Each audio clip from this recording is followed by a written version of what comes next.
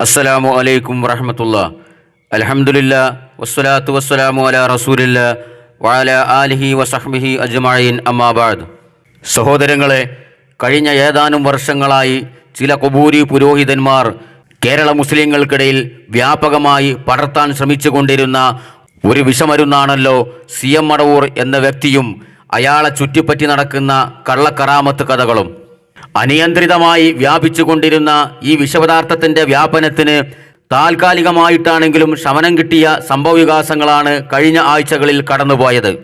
മടവൂർ മാനിയ എന്ന ഈ ശൈത്താനീയത്തിൻ്റെ പ്രചാരണത്തിന് വേണ്ടി മാത്രം അരയും തലയും മുറുക്കി കച്ചകെട്ടി രംഗത്തിറങ്ങിയിരുന്ന സിറാജുദ്ദീൻ ലത്തീഫി എന്ന വ്യക്തിയുടെ ഭാര്യയുടെ പ്രസവാനന്തര മരണവുമായി ബന്ധപ്പെട്ട ചർച്ചകളാണ് ഒരു പരിധിവരെ ഇതിൻ്റെ പുതിയ വഴിത്തിരിവിന് കാരണമായത്. മടവൂരിനെ പോലെയുള്ള ഭ്രാന്തന്മാരുടെ കള്ളക്കറാമത്ത് കഥകളിൽ അഭിരമിച്ച് അതിൽ വിശ്വസിച്ച് ചികിത്സകളുമായും ആശുപത്രിയുമായും മുഖം തിരിച്ചു നിന്നിരുന്ന ഈ വ്യക്തി സ്വന്തം ഭാര്യയെ പ്രസവാനന്തരം കടുത്ത ബ്ലീഡിംഗ് ബാധിച്ചിട്ടും ഹോസ്പിറ്റലിൽ കൊണ്ടുപോകാതെ കൊല്ലാക്കൊല ചെയ്യുകയും അവസാനം ആ പാവപ്പെട്ട പെൺകുട്ടി മരണത്തിന് കീഴടങ്ങുകയും 5 പിഞ്ചുമക്കൾ അനാഥരാവുകയും ചെയ്തു. ഈ നരഹത്യയിൽ ആരും ചർച്ചക്കെടുക്കാത്ത, പലരും കാണാതെ പോയ വളരെ ഗുരുതരമായ മറ്റൊരു ക്രൂരത കൂടിയുണ്ട്. 6 മണിക്കാണ് ഈ സ്ത്രീ പ്രസവിക്കുന്നത്. കടുത്ത ബ്ലീഡിംഗ് മൂലം രാത്രി 9 മണിക്കാണ് ഈ സ്ത്രീ മരണപ്പെടുന്നത്. പിന്നീട് ഇവന്റെ കൂട്ടുകാരെയെല്ലാം വിളിച്ചു വരുത്തി ആംബുലൻസിൽ കയറ്റി പെരുമ്പാവൂർ വരെ ഈ പെൺകുട്ടിയുടെ മൃതദേഹം എത്തിച്ചു. ആ സമയങ്ങളിലെല്ലാം ഏകദേശം 8-9 മണിക്കൂർ നേരം ഈ പിറന്നു വീണ ചോരക്കുഞ്ഞിന് ഒരു തുള്ളി മുലപ്പാല് പോലും കൊടുത്തിട്ടില്ല. നമുക്കറിയാം, ഒരു കുഞ്ഞ് പ്രസവിച്ച് വീഴുമ്പോൾ 1 മണിക്കൂറിനുള്ളിൽ ആ കുഞ്ഞിന് മുലപ്പാൽ കൊടുത്തിരിക്കണം. ആ സ്ഥാനത്താണ് 8-9 മണിക്കൂർ ഈ കുഞ്ഞിനെ ഒരു തുള്ളി മുലപ്പാൽ പോലും കൊടുക്കാതെ മണിക്കൂറുകളോളം ഈ ശൈത്താൻ ആംബുലൻസിൽ യാത്ര ചെയ്തത്. ഇതാരും കാണാത്തൊരു ക്രൂരതയാണ്. എന്തായാലും സഹോദരങ്ങളെ, പിന്നീടുള്ള ദിവസങ്ങളോളം സകല മാധ്യമങ്ങളിലും ഈ വിഷയം ഗംഭീര ചർച്ചയ്ക്ക് വിധേയമായി. അതിൻ്റെ അനന്തരഫലമെന്നോണം ഇത്രയും കാലം ഈ മടവൂരിൻ്റെ പേരിലുള്ള കള്ളക്കറാമത്ത് കഥകളും അത്ഭുത കഥകളും വ്യാപകമായി പ്രചരിപ്പിച്ചിരുന്ന സകല ഖുബൂരി പുരോഹിതന്മാരും ഉൾവലിഞ്ഞു. ഇത്രയും കാലം ആശുപത്രി വേണ്ട, ഓപ്പറേഷൻ വേണ്ട, ചികിത്സ വേണ്ട, ഡോക്ടർമാരെ കാണണ്ട, കത്തി വെക്കണ്ട, ഇഞ്ചക്ഷൻ വെക്കണ്ട, ഗ്ലൂക്കോസ് കയറ്റണ്ട എന്നെല്ലാം മടവൂർ പറഞ്ഞിരുന്നു എന്ന് പറഞ്ഞ് പ്രചരിപ്പിച്ച് നടന്നിരുന്ന ആളുകൾ നേരെ തല കുത്തനെ നിന്ന് കളം മാറി ചവിട്ടുന്ന അവസ്ഥയിലേക്ക് കാര്യങ്ങളെത്തി. അതിൽ ചെറുതല്ലാത്ത പങ്ക് വഹിച്ചിരുന്ന ഒരു വിഭാഗമാണ് ഈ കുരുവട്ടൂരുകൾ. ഈ സംഭവത്തിന് ശേഷം അവർ നടത്തിയ ഒരു പ്രസംഗത്തിൻ്റെ ഒരു വീഡിയോ ക്ലിപ്പ് കണ്ടുകൊണ്ട് നമുക്ക് തുടങ്ങാം ഇൻഷാ അല്ലാഹ്. അവർ പറയട്ടെ. ഞങ്ങളെ മശായിഖന്മാര് രോഗം വരുമ്പോ ചികിത്സിക്കാൻ ഇപ്പൊ ഞങ്ങളെ ഭാര്യമാരൊക്കെ, അഹ്സൻ ഉസ്താദിന്റെ ഭാര്യയാകട്ടെ, അൻവരി ഉസ്താദിന്റെ ഭാര്യയാകട്ടെ, എന്റെ ഭാര്യയാകട്ടെ, ഞങ്ങളെയൊക്കെ ഭാര്യമാര് പ്രസവിച്ചത് എവിടെ? ഹോസ്പിറ്റലിലാണ്. ഞങ്ങളോട് ഞങ്ങളെ വന്യരായ ശൈഖുന പറയാറുള്ളത് എന്താ? രോഗം വന്നാൽ ഏറ്റവും നല്ല ചികിത്സ കൊടുക്കണം. ആഫിയത്ത് വളരെ പ്രധാനമാണ്, ആരോഗ്യം വളരെ പ്രധാനമാണ്. ഹിദായത്ത് കഴിഞ്ഞാൽ പിന്നെ ഏറ്റവും പ്രധാനം നമ്മുടെ ആഫിയത്താണ്. അതിനെ നിങ്ങൾ വളരെ പ്രാധാന്യത്തോടു കൂടി കാണണം. നമ്മുടെ ഈ ഫിസിക്കൽ ബോഡി, നമ്മുടെ ഈ ഭൗതിക ശരീരം, അതിനെ നമ്മൾ സൂക്ഷിക്കേണ്ട രൂപത്തിൽ പരിരക്ഷിക്കണം, സൂക്ഷിക്കണം എന്ന് ഞങ്ങളെ പഠിപ്പിച്ച ഞങ്ങളെ മശായിഖന്മാർ. ഡോക്ടറെ കാണേണ്ടി വരുന്ന ഘട്ടത്തിൽ ഡോക്ടറെ കാണണം, ചികിത്സ തേടേണ്ട സമയത്ത് ചികിത്സ തേടണം, മരുന്ന് കുടിക്കേണ്ട സമയത്ത് മരുന്ന് കുടിക്കണം. ഇതാ ഞങ്ങളെ മശായിഖന്മാർ ഞങ്ങളെ പഠിപ്പിക്കുന്നത്. അതാണ് റസൂലുള്ളാഹി പഠിപ്പിച്ചത്, അതാണ് ഇസ്ലാം, അതാണ് അഹ്ലുസ് സുന്ന.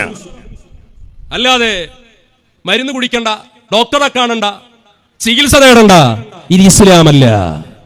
ഇങ്ങനെ ഞങ്ങളെ മശായിഖന്മാർ ആരും പറഞ്ഞിട്ടില്ല, ഇസ്ലാം അങ്ങനെ പറയുകയുമില്ല. എങ്ങനെയുണ്ട്? ഇപ്പൊലാണ് ചികിത്സന്റെ ഒറിജിനൽ ആൾക്കാർ, ഹോസ്പിറ്റലിന്റെയും ഡോക്ടർമാരും ഓപ്പറേഷന്റെ ഒക്കെ സ്വന്തം ആൾക്കാർ വരാം. ഇത് വരുന്നേരം വന്ന് കുടിക്കാരനായി അറിഞ്ഞമാര് ഇത്രയും കാലം ഒരു അസുഖം വന്നു കഴിഞ്ഞാൽ ഒരു പാഞ്ഞിന്റെ എങ്ങണ്ടായിരുന്നു? ഹോസ്പിറ്റലിലേക്കായിരുന്നു, മടവൂരിന്റെ അടുത്തേക്ക്. എന്നിട്ട് മടവൂരാ ഭ്രാന്തം മടവൂർ, അയാളെ തൊള്ളിയിൽ എന്തൊക്കെ വരുന്നു അതൊക്കെ പറയും. അതങ്ങനെ വിശ്വസിച്ച് നടക്കും. അങ്ങനെ എത്ര ജീവൻ പോലും കളഞ്ഞിട്ടുണ്ടോ? എത്ര ആളുകളെ കുടുംബം തകർത്തിട്ടുണ്ട്, സമ്പത്ത് തകർത്തിട്ടുണ്ട്. ഞാൻ വരുന്നുണ്ട് ഇൻഷാ അല്ലാഹ് അതിന്റെ ക്ലിപ്പുകളൊക്കെ. എന്നിട്ട് ഇപ്പം പറയാ, ഞങ്ങളെ മശായിഖന്മാർ ഞങ്ങളോട് പറഞ്ഞിട്ടുള്ളത് ഹിദായത്ത് കഴിഞ്ഞാൽ പിന്നെ ഏറ്റവും പ്രധാനമാണ് ആഫിയത്ത്. അതുകൊണ്ട് രോഗം വന്നു കഴിഞ്ഞാൽ പിന്നെ നിങ്ങൾ ഏറ്റവും നല്ല ചികിത്സ തന്നെ തേടണം എന്ന് പറഞ്ഞിട്ടുണ്ട് അത്രേ. അപ്പോൾ നിങ്ങളെ സംബന്ധിച്ചിടത്തോളം ഏറ്റവും നല്ല ചികിത്സ മടവൂരിന്റെ ചികിത്സ തന്നെയല്ലേ, ജാറത്തിലെ ചികിത്സ അല്ലേ, നിങ്ങളെ മശായിഖന്മാരെ ചികിത്സ അല്ലേ? ഒരു ഹോസ്പിറ്റലിൽ പോകണമെങ്കിൽ പൈസ എത്ര ചെലവാ? സമയം എത്ര ചെലവാണ്. അവിടെ പോകണം, ടോക്കെടുക്കണം, ഡോക്ടറെ കാണാൻ ക്യൂവിൽ നിൽക്കണം, മണിക്കൂറോളം ക്യൂ നിൽക്കണം. എന്നിട്ട് ഡോക്ടറെ കണ്ടു കഴിഞ്ഞാൽ ബ്ലഡ് ടെസ്റ്റ് ചെയ്യണം, സ്കാനിങ് നടത്തണം, എക്സ്റേ നടത്തണം, എന്നിട്ട് ഓപ്പറേഷൻ വേണമെങ്കിൽ ഓപ്പറേഷൻ, അതിൻ്റെ മരുന്നിൻ്റെ പൈസ വേറെ, ചെലവ് വേറെ. ഇതിനേക്കാളൊക്കെ ഏറ്റവും നല്ല ചികിത്സ നിങ്ങളെ മശായിഖന്മാരെ ചികിത്സല്ലേ, മടവൂരിൻ്റെ ചികിത്സല്ലേ. കാരണം ഒറ്റ വാക്കാണ്, ആ രോഗം വേണ്ട, ഞാൻ മാറ്റിയിരിക്കുന്നു, ഓപ്പറേഷൻ വേണ്ട, കത്തി വെക്കണ്ട, സൂചി കുത്തണ്ട, അല്ലേ? അപ്പൊ ഏറ്റവും നല്ല ചികിത്സ തേടണമെന്ന് മശായിഖന്മാർ പറഞ്ഞിട്ടുണ്ടെങ്കിൽ നിങ്ങളെ സംബന്ധിച്ചിടത്തോളം ഏറ്റവും നല്ല ചികിത്സ നിങ്ങളെ മടവൂരിന്റെ ചികിത്സയാണ്, നിങ്ങളെ ജാറത്തിലെ വെള്ളത്തിന്റെ ചികിത്സയാണ്, നിങ്ങളെ ജാറം മൂടുന്ന ചികിത്സയാണ്, നൂല് ഏലസ് ഐക്കല്ല് ആ ചികിത്സയാണ് ഏറ്റവും നല്ല ചികിത്സ. കാരണം ചെലവ് വല്ലാതില്ലാത്ത ചികിത്സയാണ്, പെട്ടെന്ന് റിസൾട്ട് കിട്ടുന്ന ചികിത്സയാണ്. അപ്പൊ നിങ്ങൾ അങ്ങണ്ടല്ലേ പോകേണ്ടത്, അങ്ങണ്ടല്ലേ നിങ്ങൾ ഇത്രയും കാലം പോയിക്കൊണ്ടിരുന്നത്. എന്നിട്ട് പറയാ എന്റെ ഭാര്യ പ്രസവിച്ചത് ഹോസ്പിറ്റലിലാണ്, അൻവരി ഉസ്താദിന്റെ ഭാര്യ പ്രസവിച്ചത് ഹോസ്പിറ്റലിലാണ്, അഹ്സനി ഉസ്താദിന്റെ ഭാര്യ പ്രസവിച്ചത് ഹോസ്പിറ്റലിലാണ്, ഞങ്ങളെ കുരുവട്ടൂർ ഷെയ്ഖ് ഹാഫിളിന്റെ ഭാര്യയും പ്രസവിച്ചത് ഹോസ്പിറ്റലിലാണ്. ഇങ്ങോട്ട് വരട്ടതൊക്കെ പുറത്തൊക്കെ ഇങ്ങോട്ട് ചാടട്ടെ. ഇത്രയും കാര്യങ്ങൾ പറഞ്ഞിരുന്ന അതായിരുന്നു. മടവൂര് പറഞ്ഞിട്ടുണ്ട് ഹോസ്പിറ്റൽ വേണ്ട, ചികിത്സ വേണ്ട. അങ്ങനെ എത്ര എണ്ണത്തിന് നിങ്ങൾ കൊന്നുകൊണ്ട് കൊടുക്കണം മടവൂര്. അയാളെ ജീവിച്ചിരിക്കേണ്ട ഈ കോലക്കുറ്റത്തിന് കേസെടുക്കണം, മനസ്സിലായോ? അത്രത്തോളം വലിയ ദ്രോഹം അയാൾ ചെയ്തിട്ടുള്ളത്. നിങ്ങൾ പറഞ്ഞല്ലോ മടവൂരിന് മരണാനന്തരം ഭയങ്കര കഴിവാണെന്നൊക്കെ. പോയി മാന്തിയാക്കോടോ അയാളെ കബറ്. അയാൾക്ക് വല്ല ജീവനുണ്ടെങ്കിൽ, മരണാനന്തരം വല്ല കഴിവുണ്ടെങ്കിൽ അയാൾ പാഞ്ഞു തടിയെടുത്തിട്ടുണ്ടാവും. ഇപ്പോൾ പോലീസിന്റെ അറസ്റ്റ് ഭയന്നിട്ട്. പഴയ കാലത്ത് അനിസ്പ്രേ പാൽപ്പൊടിന്റെ പരസ്യം പറഞ്ഞ മാതിരി പൊടി പോലും ഇല്ല കണ്ടുപിടിക്കാൻ എന്ന് പറഞ്ഞ മാതിരി അതിലൊരു എല്ലിന്റെ പൊടി പോലും ഉണ്ടാവില്ല അയാൾക്ക് വല്ല കഴിവുണ്ടെങ്കിൽ. കാരണം അമ്മാതിരി ദ്രോഹമാണ് അയാൾ ഇവിടെ ചെയ്തിട്ടുള്ളത്.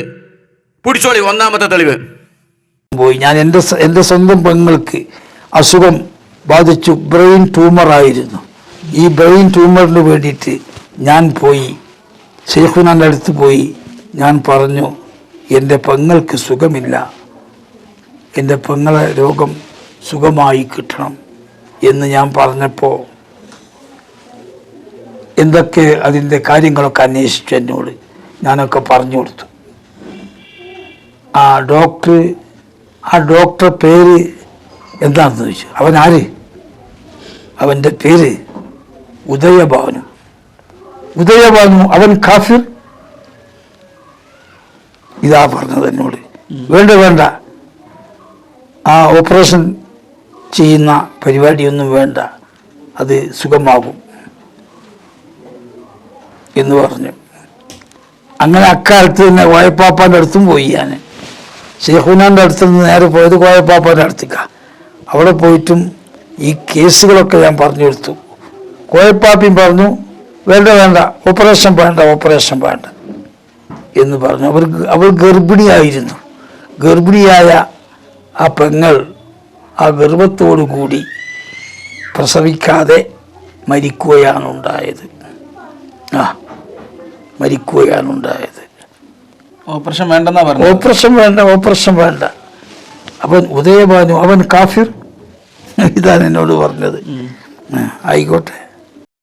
അപ്പൊ മടവൂര് ചോദിക്ക, ഉദയഭാനു അവൻ കാഫിർ അല്ല, ഉദയഭാനു പത്തരമാറ്റ് മുസ്ലിം, മൗലാന ഉദയഭാനു സഖാഫി. ആയിക്കോട്ടെ. പെങ്ങള് വീഗാലാൻഡൊക്കെ ടൂർ പോയ മാതിരി മൂപ്പര് പറഞ്ഞത്. മരിച്ചുപോയി. എന്താ സംഭവം? ബ്രെയിൻ ട്യൂമർ ആയിരുന്നു, പൂർണ്ണ ഗർഭിണിയായിരുന്നു. അപ്പോൾ ഡോക്ടർമാർ സ്വാഭാവികമായിട്ടും പറഞ്ഞു ഓപ്പറേഷൻ വേണം. മടവൂരിൻ്റെ അടുത്തേക്ക് പാഞ്ഞു, ഒരു വിരാന്തൻ്റെ അടുത്തേക്ക് പാഞ്ഞപ്പോൾ എന്താണ് ഡോക്ടർ പേര്? ഉദയഭാനു. വേണ്ട, കാഫർ ചികിത്സിക്കണ്ട, ഓപ്പറേഷൻ വേണ്ട, സുഖമാകും എന്ന് പറഞ്ഞു. സുഖമായോ? അതും കഴിഞ്ഞിട്ട് മൂപ്പർക്ക് തീർപ്പുതി കാണില്ല. അപ്പൊ നേരെ പാഞ്ഞു അടുത്ത വിരാന്തൻ്റെ അടുത്തേക്ക്, ഭയങ്കര കോയപ്പാപ്പ. ഇവിടെ അന്തം ബുദ്ധിയുള്ള ഒരു മനുഷ്യനോടൊന്ന് ചോദിച്ചുകൂടായിരുന്നോ എന്താ ചെയ്യേണ്ടതെന്നുള്ളത്? അങ്ങനെ ആ വിരാന്തനും പറഞ്ഞു വേണ്ട, ഓപ്പറേഷൻ വേണ്ട എന്ന് പറഞ്ഞു. അങ്ങനെ എന്ത് ചെയ്ത് ഈ സാധു സ്ത്രീ, ഈ പൂർണ്ണ ഗർഭിണിയായ സ്ത്രീ മടവൂരിന്റെ വാക്കും മുണങ്ങിയിട്ട് ഈ കൗമ കൊണ്ടിടന്നു. ആ സ്ത്രീ മരണപ്പെട്ടു. എന്തൊരു കഷ്ടാണ് സഹോദരങ്ങളേത്. അപ്പൊ ഉദയഭാനു കാഫറാണല്ലോ, അത് തീരും പറ്റൂല അവർക്ക്. ഇനി എന്താടോ സകല ഹോസ്പിറ്റലുകളിലും നിങ്ങളെ മൂല്യമാരഞ്ഞി ഡോക്ടർമാരായി നിശ്ചയിക്കണ. ന്യൂറോളജി അഹമ്മദ് കുട്ടി സഖാഫി, യൂറോളജി ബീരാൻകുട്ടി ഫൈസി, ഓർത്തോപീഡിയ കുഞ്ഞാലൻ ഹുദവി, പിന്നെ നിങ്ങളൊക്കെ കെട്ടിയോളുമാര് ഗൈനക്കോളജിസ്റ്റ് കുഞ്ഞുമറിയം ബേബി, അങ്ങനെയൊക്കെ വെക്കണോ തന്നെ ഇവർക്ക് ചികിത്സിക്കാനായിട്ട് മാത്രം? എന്താ പറ പറഞ്ഞുകൊണ്ടിരിക്കുന്നത്? അപ്പൊ പൂർണ്ണ ഗർഭിണിയായ ബ്രെയിൻ ട്യൂമർ ഉള്ള ഒരു പെങ്ങൾ മരിച്ചുപോയ സംഭവം എത്ര ലാഘവത്തോടാണ് ഇയാൾ ഈ പറഞ്ഞു കൊടുക്കണം, മനസ്സിലായോ? ഇതൊക്കെ മടവൂരിന്റെ കറാമത്താണത്രേ. എന്താണോ ഇതിൽ നിങ്ങൾ കണ്ട കറാമത്ത് ഒന്ന് പറഞ്ഞു. ഇതിൽ കണ്ട കറാമത്ത് എന്താ?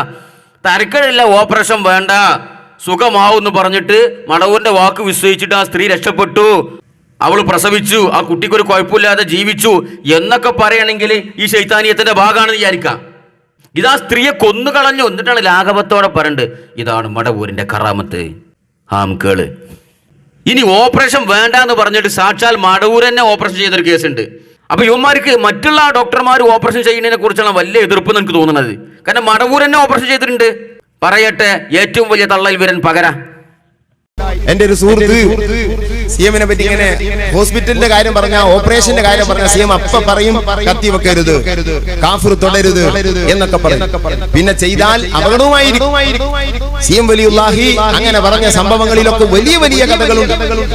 അപ്പോ ഈ കഥ പറഞ്ഞപ്പോ അദ്ദേഹം എന്നോട് പറഞ്ഞു, അദ്ദേഹം സഹാബിയാണ്, അദ്ദേഹം ഭക്ഷണം കഴിക്കാൻ പോകുന്ന വീട്ടിലെ ഒരു മകൻ, അദ്ദേഹത്തിന്റെ പേര് ഇസ്മായിൽ, അദ്ദേഹം ഇങ്ങനെ ഷർട്ട് പൊക്കിയിട്ട് തന്റെ വയറിന്റെ മുകളിൽ ഒരു വലിയ വര കാണിച്ചു.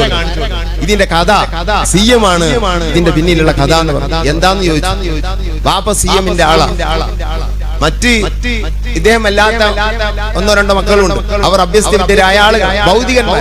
സി എമ്മിനോടൊന്നും ബന്ധമില്ല, അതിലൊന്നും വലിയ വിശ്വാസവും. അപ്പൊ ഈ കുട്ടിക്ക് എളിയ ഈ മോനെ വയറ് വീർക്കുന്ന ഒരു അസുഖം, വല്ലാതെ വീർത്ത് വളരെ വലുതായി പോയി. അങ്ങനെ ഇദ്ദേഹം ഹോസ്പിറ്റലിൽ കൊണ്ടുപോകില്ല. സി എം വലിയുല്ലാഹി പറഞ്ഞിട്ടുണ്ട് ഓപ്പറേഷൻ ചെയ്യരുത്, കത്തി വെക്കരുത് പറഞ്ഞിട്ട്. അപ്പൊ ഉപ്പ അതിന് സമ്മതിക്കൂല. പക്ഷേ ജേട്ടന്മാർ ബലാത്കാരമായി അവസാനം ഇത് മാറുന്നില്ല. സി എം വലിയുള്ള അത് കത്തി വെക്കണ്ടെന്ന് പറയുമെന്നല്ല, അത് മാറുന്നില്ല. അവസാനം അനുജനോട് സ്നേഹം കൊണ്ടും അവർ ഉപ്പാനെ വഴിപ്പെടാതെ ഈ കുട്ടിയെ ഹോസ്പിറ്റലിൽ അഡ്മിറ്റ് ചെയ്തു. ഓപ്പറേഷൻ തീരുമാനിച്ചു. ഉപ്പാക്ക് പേടിയായി. സി എം വലിയുള്ള ഓപ്പറേഷൻ ചെയ്യുന്ന പറഞ്ഞാൽ പിന്നെ ചെയ്താൽ അപകടമാണ്. അപ്പോ കുട്ടിയെ ഓപ്പറേഷൻ ചെയ്യുന്ന ദിവസം ഉപ്പ പോയത് ഹോസ്പിറ്റലിലേക്കല്ല, സി എമ്മിന്റെ അരികിലേക്കാണ്. ജേട്ടന്മാർ ഓപ്പറേഷൻ ചെയ്യാനുള്ള എല്ലാ സൗകര്യങ്ങളും ആക്കി കുട്ടിയെ തിയേറ്ററിലേക്ക് കയറ്റുകയാണ്. ഡോക്ടർമാർ കൊണ്ടുപോയി ആ ടൈമിൽ സി എം വലിയുള്ളാന്റെ അടുത്ത് ഉപ്പ എന്ന് പറഞ്ഞപ്പോ അവരെ ഓപ്പറേഷൻ ചെയ്യണ്ട, അവരെ ഇവിടെ അഡ്മിറ്റ് ചെയ്യുക എന്നാ പറഞ്ഞു. സി എമ്മിന്റെ അടുത്ത് അഡ്മിറ്റ് ചെയ്യാൻ എന്തുണ്ടായി? തിയേറ്ററിൽ ചെന്ന് ഡോക്ടർമാര് എല്ലാം സൗകര്യങ്ങളോടുകൂടെ നിൽക്കുമ്പോൾ മക്കീനകൾ മുഴുവനും പെട്ടെന്ന് ഓഫായി. ഒരു എഞ്ചിനും വർക്ക് ചെയ്യുന്നില്ല, ഒന്നുമില്ല, ഒരു വിവരമില്ല, ഒരു കേടുമില്ല. എന്ത് ചെയ്യും? അവരെല്ലാം ചെയ്തു നോക്കി, വർക്ക് ചെയ്യുന്നില്ല. അവസാന രോഗിയെ റൂമിലേക്ക് തന്നെ കൊണ്ടുപോയിക്കോളി, ഇപ്പൊ ഒന്നും ചെയ്യാൻ പറ്റൂല, എന്തേ പറ്റിയെന്നറിയില്ല.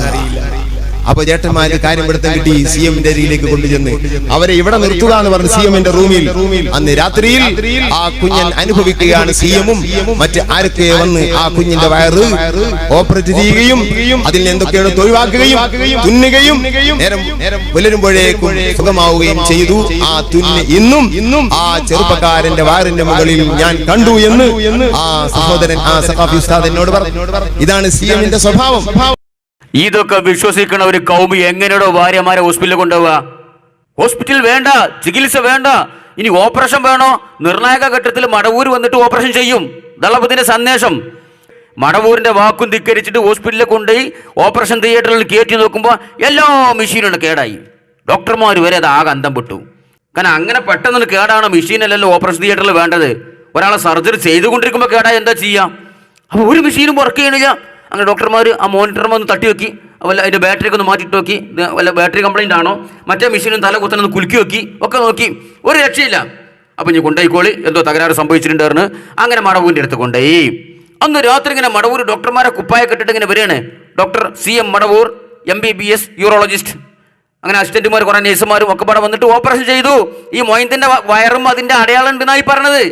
ഇത് വിശ്വസിക്കണ ഒരു കൗമാണ് ഈ കൗമ്. ഇവരെങ്ങനെ ഹോസ്പിറ്റലിലേക്ക് കൊണ്ടുപോകും? ഇവരെ ഭാര്യമാരും മക്കളും വീട്ടിൽ കിടന്ന് മരിക്കണിന് വല്ല അത്ഭുതമുണ്ടോ? ആരാതിലെ പ്രതികള്? ഒന്നാം പ്രതി മടവൂര്, രണ്ടാം പ്രതിയുടെ അടുത്ത് ഞാൻ വരുന്നുണ്ട്. ഇതൊക്കെ അതിന്റെ ചോട്ടാ പ്രതികളാണ്. നമ്മൾ കൊമ്പും ചുള്ളി മാത്രം വെട്ടിയിട്ട് കാര്യമില്ലല്ലോ, ഇതിന്റെ കടക്കലാണ് കത്തി വെക്കേണ്ടത്, അടിവേരാണ് മാന്തേണ്ടത്. അടിവേരാണ് ഞങ്ങൾ മാന്തിക്കൊണ്ടിരിക്കുന്നത്. ഇൻഷാ അല്ലാഹ് അതിന്റെ റിസൾട്ട് നിങ്ങൾ കാണും. അപ്പൊ ഇതങ്ങനെ. ഇനി വേറൊരു കഥ. ഇയാൾ ഒരാളെന്നല്ല കൊന്നിട്ടുള്ളത്. ഈ മടവൂരിൽ ഒരുപാട് ആളുകളെ കൊന്നിട്ടുണ്ട്. അടുത്ത് വെറ്റ വേറെ കേസ്. വെല്ലൂർ ബാക്കിയാത്ത് സാലിയാത്തിലെ പ്രിൻസിപ്പാളായിരുന്ന ഷെയ്ഖുന കുട്ടി മുസ്ലിയാർ എന്ന് പറയുന്ന ആൾ, ഷെയ്ഖുന അവിടെ പ്രിൻസിപ്പാളായി നിൽക്കുന്ന കാലത്ത് രോഗബാധിതനായി നാട്ടിലേക്ക് തിരിച്ചു വരികയാണ് ചെയ്തത്. അക്കാലത്ത് ഷെയ്ഖുന ഉസ്താദിൻ്റെ അടുത്തെത്തി. ഷെയ്ഖുന അവിടെ ചെന്ന് നോക്കുമ്പോൾ കുട്ടി മുസ്ലിം വലിയ പ്രമേഹം ബാധിച്ച വലിയ രോഗബാധിതനാണ്. അങ്ങനെ ഷെയ്ഖുന കുട്ടി മുസ്ലിയർക്ക് നല്ല സുന്ദരമായ ഇറച്ചിയും പത്തിരിയും അതുപോലെ പഞ്ചസാരട്ട ചായയൊക്കെ നല്ലോണം കൊടുത്ത് കുടിപ്പിച്ച് അവിടുന്ന് പോയി. വേറെ ഒരു അസംകാക്ക എന്ന് പറഞ്ഞ ഒരാളുണ്ടായിരുന്നു ഇതിൻ്റെ കുറച്ച് അപ്പുറത്ത്. അസംകാക്കാൻ്റെ ഒരു മകൻ കുട്ടി മുസ്ലിയാരുടെ അടുത്ത് വലിയൊരു ബാക്കിയാത്ത് സ്വാലിയാത്തിലും മറ്റൊക്കെ ഓതിയിരുന്ന ആളാണ്. ആ മകൻ അക്കാലത്തിൽ ബാക്കവി ഉസ്താദായിരുന്നു. അയാൾ അക്കാലത്ത് ഷെയ്ഖുനായുടെ ഈ നിർദ്ദേശപ്രകാരം അയാൾക്കും തന്നെ പഞ്ചസാരട്ട ചായയും ഇറച്ചിയും പത്തിരിയൊക്കെ നല്ല മാതിരി തീറ്റിയിട്ടാണ് ഷെയ്ഖുന അവിടുന്ന് പോയത്, മടവൂരിലേക്ക് പോയത്. അങ്ങനെ 2 സംഭവങ്ങൾ അവിടെ ഉണ്ടായിട്ടുണ്ട്. 2 ആളും അധികം താമസിക്കാതെ മരിച്ചുപോയി. അത് അങ്ങനെയാണെങ്കിലും കൂടിയിട്ട് ഷെയ്ഖുന ചെയ്ത പണി ഇങ്ങനെയൊക്കെയാണ്. മടവൂര് ചെയ്ത അടുത്ത കൊലപാതകങ്ങളാണിതൊക്കെ. വെല്ലൂർ ബാക്കിയാത്തിലെ പ്രിൻസിപ്പളായിരുന്ന കുട്ടി മുസ്ലിയാർ കടുത്ത പ്രമേഹമായിരുന്നു. അങ്ങനെ എന്തോ ഒരു ദൗർഭാഗ്യത്തിന് ഇയാൾ മടവൂരും കണ്ടുമുട്ടി. അങ്ങനെ കടുത്ത പ്രമേഹമുള്ള ആൾക്ക് മടവൂർ നല്ല പഞ്ചസാരയുടെ ചായ ഇറച്ചിയും പത്തിരിയും ഒക്കെ മൂക്കുമുട്ട തിരിച്ചു. തീർന്നില്ല, പിന്നെ കുട്ടി മുസ്ലിയാർ വേറെ സുഹൃത്ത് അസംകാക്കാൻ എന്ത് ചെയ്ത് നല്ല പഞ്ചസാരയുടെ ചായയും കുടിപ്പിച്ച് ഇറച്ചിയും പത്തിരിയും മൂക്കുമുട്ട തീറ്റിച്ച് അങ്ങനെ 2 ആളും അധികം താമസിയാതെ ഈ ലോകവാസം വെടിഞ്ഞു. ഷെയ്ഖുനാന്റെ കറാമത്താണിപ്പത്, മനസ്സിലായ? എന്നിട്ട് മൂപ്പര് പറയാ അങ്ങനെ 2 ആളും മരിച്ചൊക്കെ പോയി, എന്നാലും ഷെയ്ഖുന ചെയ്ത കാര്യമാണ് ഇപ്പൊ ഇതൊക്കെ. കാര്യമായിട്ടൊന്നും പറ്റിയില്ല, 2 ആളും മരിച്ചു പോയിട്ടുള്ളൂ ഷെയ്ഖുനാന്റെ ഉൽമോണ്ട്. അച്ഛൻ തെങ്ങുമെന്ന് മുന്നിട്ട് എന്തിനാ പറ്റിയെന്ന് ചോദിച്ചു. ഇല്ല, കാര്യമായിട്ടൊന്നും പറ്റിയിട്ടൊന്നുമില്ല, കയ്യും കാലും ഒടിഞ്ഞിട്ടൊന്നുമില്ല, തല പൊട്ടിയിട്ട് തലച്ചോറന്നായിട്ട് പുറത്തേക്ക് വന്നേക്കണെന്ന് പറഞ്ഞു. അതിൽ പെട്ടാണോ ഇതൊക്കെ? എന്താണ് ഇതിലെ കറാമത്തങ്ങളെന്ന് പറഞ്ഞേരി. അപ്പൊ സുഹൃത്തുക്കൾ, ഇവന്മാരെ സംബന്ധിച്ചിടത്തോളം എല്ലാം കറാമത്ത്. മടവൂർ ഷെയ്ഖുനാന്റെ 1000കണക്കിന് 10000കണക്കിന് ലക്ഷക്കണക്കിന് കറാമത്തുണ്ടെന്നാ പോലും സാധാരണ പൊലമ്പാറുള്ളത്. എങ്ങനെയോ കറാമത്തില്ലാതെക്കുക? മടവൂരുമായി ബന്ധപ്പെട്ട ഒരു മനുഷ്യന്റെ ജീവിതത്തിൽ സംഭവിക്കുന്ന എന്തൊരു ദുരന്തവും കറാമത്താണ്. കേട്ടോളെ അടുത്ത കറാമത്ത്. പിന്നെ നമ്മളെ കോഴിക്കോട് താമരശ്ശേരിക്ക് അടുത്തിട്ട് വാലിശ്ശേരിയിൽ നിന്ന് കുറച്ച് ഉള്ളോട്ട് പോയി പിന്നെ കുട്ടമ്പൂർ എന്ന് പറഞ്ഞ സ്ഥലമുണ്ട്. അപ്പോൾ അവിടെയുള്ള ഒരു അറബി മാഷ്.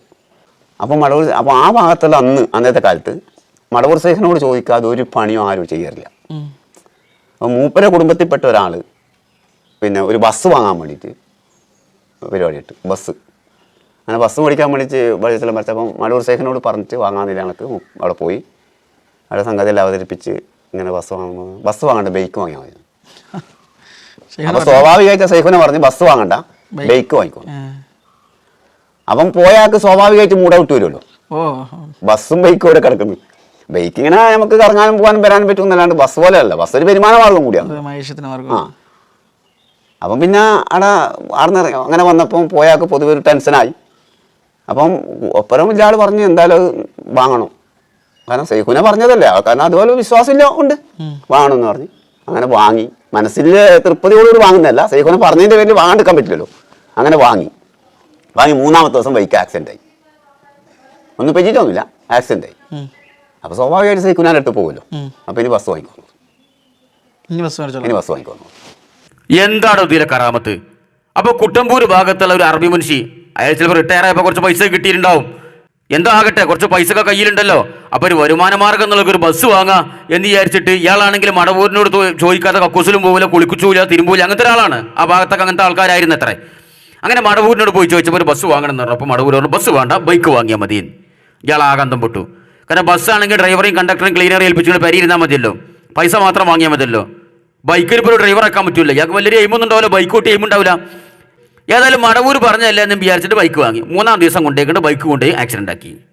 നേരെ പാഞ്ഞ് മടവൂരിൻ്റെ അടുത്തേക്ക്. മടവൂർ പറഞ്ഞു ഇനി ബസ് വാങ്ങിക്കോ, അങ്ങ് കിട്ടാനുള്ള കിട്ടിയില്ലേ. എന്താണോ ഇതിലെ കറാമത്ത്? ഒരു മനുഷ്യൻ്റെ ജീവൻ വെച്ച് പന്താടുക. അയാളെ തൊള്ളിയിൽ വന്നൊക്കെ അയാൾ ഇങ്ങനെ പറഞ്ഞുകൊണ്ടിരിക്കും. അയാളൊരു മാനസിക രോഗിയല്ലേ, കടുത്ത മാനസിക രോഗിയല്ലേ.